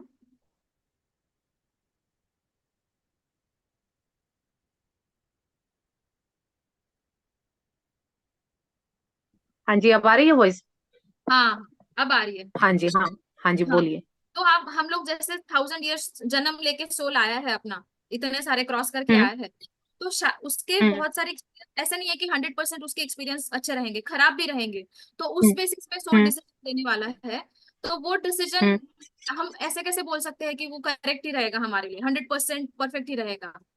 वो परफेक्ट इसलिए रहेगा क्योंकि वो जो चीजें उसने अच्छी या बुरी ली हैं, लेकिन वो अब आज आपके लिए क्या सही है, वो अच्छे बुरे से ही निर्णय ले पाएगा। यानी आपके साथ लाइफ में मान लीजिए अभी तक आपकी जो नॉलेज है, तो आपने कुछ लाइफ में अच्छा भी फील किया होगा, कुछ अच्छे अनुभव होंगे, कुछ बुरे अनुभव होंगे। कल को आपकी बेटी आपसे कोई डिसीजन मांगती है, तो आप पास्ट के डिसीजन में ही तो जाके देखेंगी ना कि ये काम आपने पहले, जैसा वो पूछेगी कि मम्मा मैं ये करूं या नहीं करूं, तो आप पास्ट में जाके देखोगे कि मैंने ये किया था तो क्या अनुभव हुआ था, तो वो उसी के बिहाफ पे रिजल्ट लेगी। और उसको आगे का भी पता है, क्योंकि जब हम ये सोल जर्नी जब डिसाइड करके आए थे ऊपर से, तो हमें क्या करना है, कैसे करना है, वो सब कुछ पहले से डिसाइड है। आप और मैं ये क्लासेस ले रहे हैं, ये भी पहले से डिसाइड है, बट हमें वो याद नहीं है। ये अब्राहम की बुक में भी आगे आएगा कि ये शायद आ भी चुका हो कि हमें पिछला क्यों याद नहीं है, क्योंकि वो याद आ जाएगा। सोचिए अगर हजारों सालों की वो सारी चीजें हमारे याद आ जाए तो हम पागल नहीं हो जाएंगे? कभी का कुछ याद आएगा, कभी का कुछ याद आएगा। तो वो इसीलिए इरेज हुआ है ताकि इस जीवन को हम अच्छे से जी सके, ताकि हमें सिर्फ अभी का ध्यान रहे, अभी की लाइफ का पता रहे। अगर वो पिछला हजारों सालों का मिक्स हो जाएगा तो ये जीवन तो हमारा नर्क बन जाएगा, कि पीछे हमें पता चले कि तो पीछे हम कभी चूहे थे, कभी बिल्ले थे, कभी क्या थे। तो वो सारा इंटरमिंगल होके तो क्या हमारी लाइफ बिल्कुल स्पॉइल हो जाएगी। तो इसीलिए वो चीजें हट गई हैं। अभी सिर्फ हम, ये मनुष्य का शरीर मिला है ताकि हम सोच सके, समझ सके, अपनी आज के दिन को बेहतर बना सके। तो इसीलिए जो वो जर्नी है, जो सोल है, वो आपका जो भी डिसीजन लेगी वो आपके लिए बेटर होगा। इसीलिए तो कहा जाता है कि खुद की सोल से पूछिए। और हम लोग जब डिसीजन लेते हैं तो दूसरों से लेते हैं। तो आपकी लाइफ में क्या बेटर है वो मैं नहीं बता सकती, क्योंकि मेरी सोल की अपनी अलग जर्नी है, आपकी सोल की अलग जर्नी है। तो आपकी सोल ही आपको सही से गाइड करेगी, क्योंकि वो आपका बेटर चाहेगी। उससे बेटर आपका लाइफ में कोई भी नहीं चाह सकता है। हाँ जी। तो सोल को परमात्मा भी बोलते हैं, परमात्मा का एक पार्ट है, ब्रह्मांड बिल्कुल। का एक part हाँ है। जी। तो ओके। मतलब हाँ वही जी। भगवान ही हो गया, सोल मतलब हाँ, भगवान जैसे कहा जाता है ना कि भगवान को कहाँ ढूंढ रहे हैं, हमारे अंदर ही है। अंदर ही है। हाँ, ऐसे बोलते और हैं। हाँ रहीम जी का दुआ है ना कि मोको कहाँ ढूंढे बंदे, मैं तो तेरे पास में, ना मैं मंदिर ना मैं मस्जिद ना काबे कैलाश में, हाँ ढूंढे जी। तो पल भर में मिले ही पल भर की तलाश में। तो ढूंढोगे तो पल भर की तलाश में वो आपके अंदर ही मिल जाएगा। लेकिन ये जो हम बाहर ढूंढ रहे हैं तो वो सब कुछ एक ही है। उसको परमात्मा बोलिए, ब्रह्मांड का अंश बोलिए, इनर सोल बोलिए, कुछ भी बोलिए, पर वो प्योरिटी जो है वो हमारे अंदर ही है। मतलब जब सोल से जब इमेजिन करके, तो वो भगवान से ही कनेक्ट कर रहे हैं हम लोग बेसिकली, डायरेक्टली हाँ। भगवान हाँ। कनेक्ट कर रहे हैं। बिल्कुल। हाँ जी। ओके। और मैम लास्ट एक सॉरी, तो आपने जैसे बुक्स, आपके चैनल पे बहुत सारी, मैंने आपका चैनल बहुत अभी डिटेल में फॉलो कर रही हूँ, सब कुछ देख रही हूँ।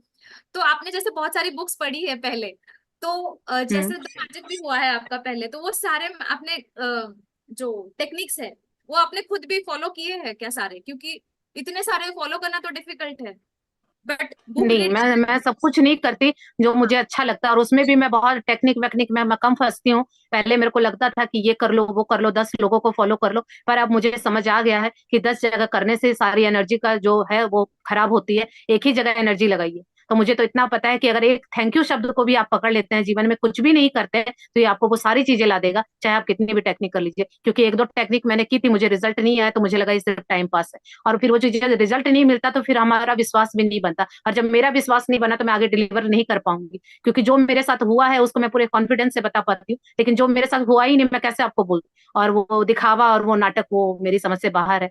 क्योंकि मेरे शब्दों में जब तक मैं खुद प्योर नहीं हूँ, मुझे नहीं लगता कि ये चीज मेरे काम की है, तो मैं दूसरों को नहीं बताती हूँ। तो टेक्निक वेक्निक वैसे तो बुक्स मैंने पढ़ी है, पर काम इतना मैंने उनपे ये सब नहीं किया। मेरा फोकस सिर्फ थैंक यू ग्रेटिट्यूड पे और सेल्फ लव पे था। तो दो चीजों पे मैंने जम के काम किया, तो मेरा रिजल्ट वहीं से आया। तो अब मुझे लग रहा है कि मुझे यहाँ और काम करने की जरूरत है, ताकि जो मेरे बड़े सपने हैं वो यहीं से पूरे होंगे। तो 10 जगह गड्ढा खोदे इससे अच्छा एक ही खोद लेते हैं पूरी शिद्दत से, तो यहीं से सब कुछ मिल जाएगा। Yes ma'am, thank okay you जी। So much, thank you. Thank you so much. हाँ जी, सीमा जी। मैम नमस्ते मैम। नमस्ते मैम नमस्ते जी। ये जानना चाहते हैं आपसे कि आपने बहुत अच्छे तरीके से बताया है कि हम्म। अफर्मेशन जो है, हम किचन में रहते हैं तो ये अपना मत बोलते हैं, अपना मत कि जो भी में तैयार होते हैं तो ये अफर्मेशन, तो हमें भी बहुत अच्छा लगा ये। तो मैम कुछ गाइड कर दीजिए इसके बारे में हम लोग को भी, कि हम लोग भी किचन में रहे तो ये अफर्मेशन हाँ, बोले, तो हम लोग भी तैयार हो किचन में तो जैसे ऐसे मैंने बताया ना, हाँ, जी तो किचन में आप होते हैं तो हर एक चीज को यूज करते हैं, उसके लिए थैंक यू बोलेंगे। और बोलते बोलते जी अफर्मेशन बोलिए कि आज का खाना तो मेरा बहुत ही टेस्टी बनने वाला है। जो कोई भी खाएगा वो तो तारीफों के पुल बांध देगा। ये क्या है जो हम बोल रहे हैं, वही तो अफर्मेशन है। सोच के बनाते हैं तो उसको अफर्मेशन बोला जाता है, वरना वैसे भी हम कुछ ना कुछ अफर्म कर रहे होते हैं। अभी किचन में खाना बना रहे, नॉर्मली क्या बोलेंगे, कितनी भी बढ़िया सब्जी बना लो, कमी तो निकालनी ही है। ये भी एफर्मेट हो रहा है और उस खाने में डल रही हैं वो चीजें। लेकिन आप थोड़ा कॉन्शियस होंगे कि आप जो बोलेंगे सोच के बोलेंगे। अब रेडी हो रहे हैं तो बोलेंगे मेरी स्किन बहुत ही खूबसूरत है। जो भी प्रोडक्ट यूज कर रहे हैं उसको थैंक यू बोलेंगे। तो बस यही है वो अच्छा एफर्मेशन। और मेन है ग्रेटिट्यूड की फीलिंग में रहना। जो भी आपके चीज में हाथ में आती है उसके लिए आप थैंकफुल रहिए। और जब आप उसको थैंक यू की फीलिंग में होते हैं तो अपने आप आपके अंदर से अच्छी अच्छी बातें निकलेंगी। और वही तो एफर्मेशन है, कुछ सोचना नहीं पड़ता एफर्मेशन बनाने के लिए। ये चीजें इतनी उलझा दी गई ना, सबको लगता है कॉपी कर ले। कॉपी करने की चीज नहीं है, ये अंदर की फीलिंग है। अभी मान लीजिए आपने कोई क्रीम निकाली तो आप उसको बोलेंगे थैंक यू, क्योंकि उस क्रीम को बनाने में कितने लोगों ने टाइम लगाया, कितने कंपनी है, कितने लोग वहां काम कर रहे जी हैं। जी यस जी मैम जी जी जी।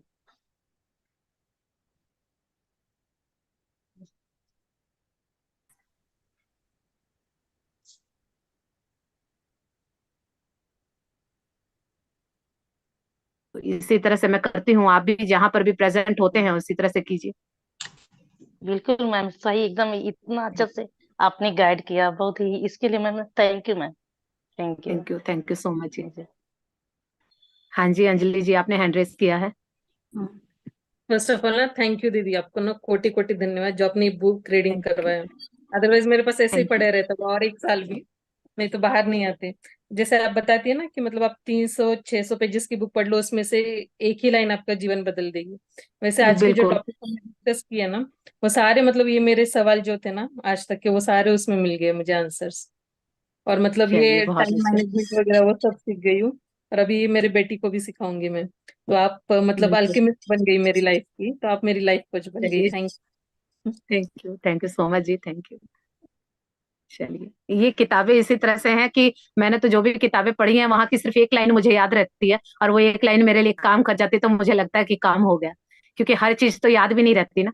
अभी पिछले ही महीने मैं बोल रही थी पलचिन से कि मैंने इतनी किताबें पढ़ी हैं, और सभी मेंटोर्स कहते हैं कि लर्निंग करो तो अर्निंग होती है। तो मैंने कहा मेरी तो बुक से कोई अर्निंग नहीं हुई, मैंने तो इतनी किताबें पढ़ ली और मुझे कुछ याद भी नहीं रहता। मैं ये बोलती थी कि मुझे कुछ याद नहीं रहता मैंने क्या पढ़ा। लेकिन अब देखिए अचानक से ऐसे सर्कमटेंसेस बने कि इस महीने मैंने इसी लर्निंग से ही अर्निंग की है। अभी वो बिजनेस है, वो सारी चीजें वो अलग हैं, लेकिन लर्निंग से ही अर्निंग की है। और उसके बाद जब मैं बोलती हूँ तो कहाँ से चीजें निकलती हैं और मैं क्या बोल जाती हूँ। जब मैं वीडियोस कभी एडिट करती हूँ तो मुझे खुद को ताज्जुब होता है कि ये बात मेरे कहाँ से दिमाग में आई, मैंने कैसे बोल दिया। तब लोग कहते हैं ना आप कैसे बोल जाते हो, तो मुझे नहीं पता होता, वो मेरे अंदर से निकल रहा होता है। और मैं जब एडिटिंग करती हूँ तो मैं खुद को भी ताज्जुब होता है कि मतलब मुझे इतना पता है, मेरे को इतनी नॉलेज है। जब मैं खुद को ही चेक करती हूँ कि अच्छा मुझे तो पता ही नहीं था मेरी इतनी वैल्यू है। तो वो एडिटिंग करते वक्त मुझे समझ आता है, जो आप लोग मुझे कॉम्प्लीमेंट देते हैं कि अच्छा मुझे भी कुछ पता है। नहीं, मैंने यूट्यूब पे बहुत सारे वीडियोस देखे, टेक्निक्स जो आप बोल रहे हैं ना वो मैंने भी करके देखे लास्ट पूरा ईयर ना। लेकिन कुछ नहीं हुआ। लेकिन लास्ट मंथ से जो कर रही हूँ ना क्योंकि अपने वहां फीलिंग नहीं ग्रेजुएशन। जुड़ी ना।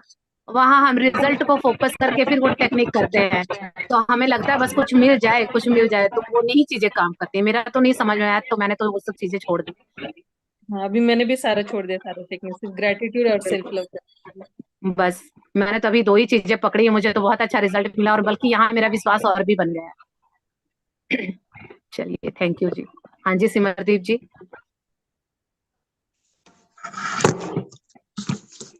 मैम, जब भी मैं क्लास लगाती हूँ ना तो मेरी बेटी सो रही होती है मेरे पास, पर वो ना कुछ कहना चाहती है सभी को। हाँ जी, I love बोलिए। you all and I love you all and words to manifest. वो लव यू बोली कि टू आई बेटा। Love you all, I love you all बोली, और वो I love बोली you, कि Baba. वर्ड्स टू मैनिफेस्ट, कि उसे आई लव उसे यू उसे बेटा, दिमाग आई में लव पता है, यू। वो कुछ भी गलत नहीं बोलती है। उसे पता है कि वर्ड्स डू मैनिफेस्ट, कि जैसा तुम बोलोगे, जैसे कुछ होता है ना, कभी हम कहते हैं एंजल ये मतलब पानी पी लो, तो मैं उसे कहती हूँ एंजल अपना healing water P low. Means वाह। कि जैसे जैसे वो उसने एक दिन रीड कर रही थी, बुक रीड करती है, जैसे वो उसे रीडिंग का शौक है, तो वो रीड कर रही थी, तो उसमें था कि grandma says you are healing, words do manifest, बस इतना लिखा था। एक बीमार बच्चे को वो दे रही थी, उसकी दादी कुछ, तो उसने लिखा था words words do manifest, you are healing.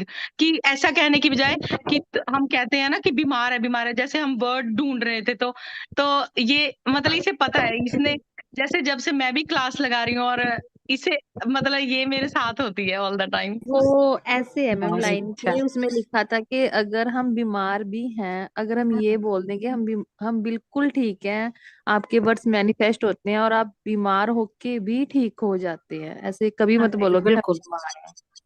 मैंने भी देखा था बिल्कुल। वो स्लोगन। मैम ये पहले आप अभी पहले बोल के देखो ना, प्रैक्टिकली भी बोलोगे।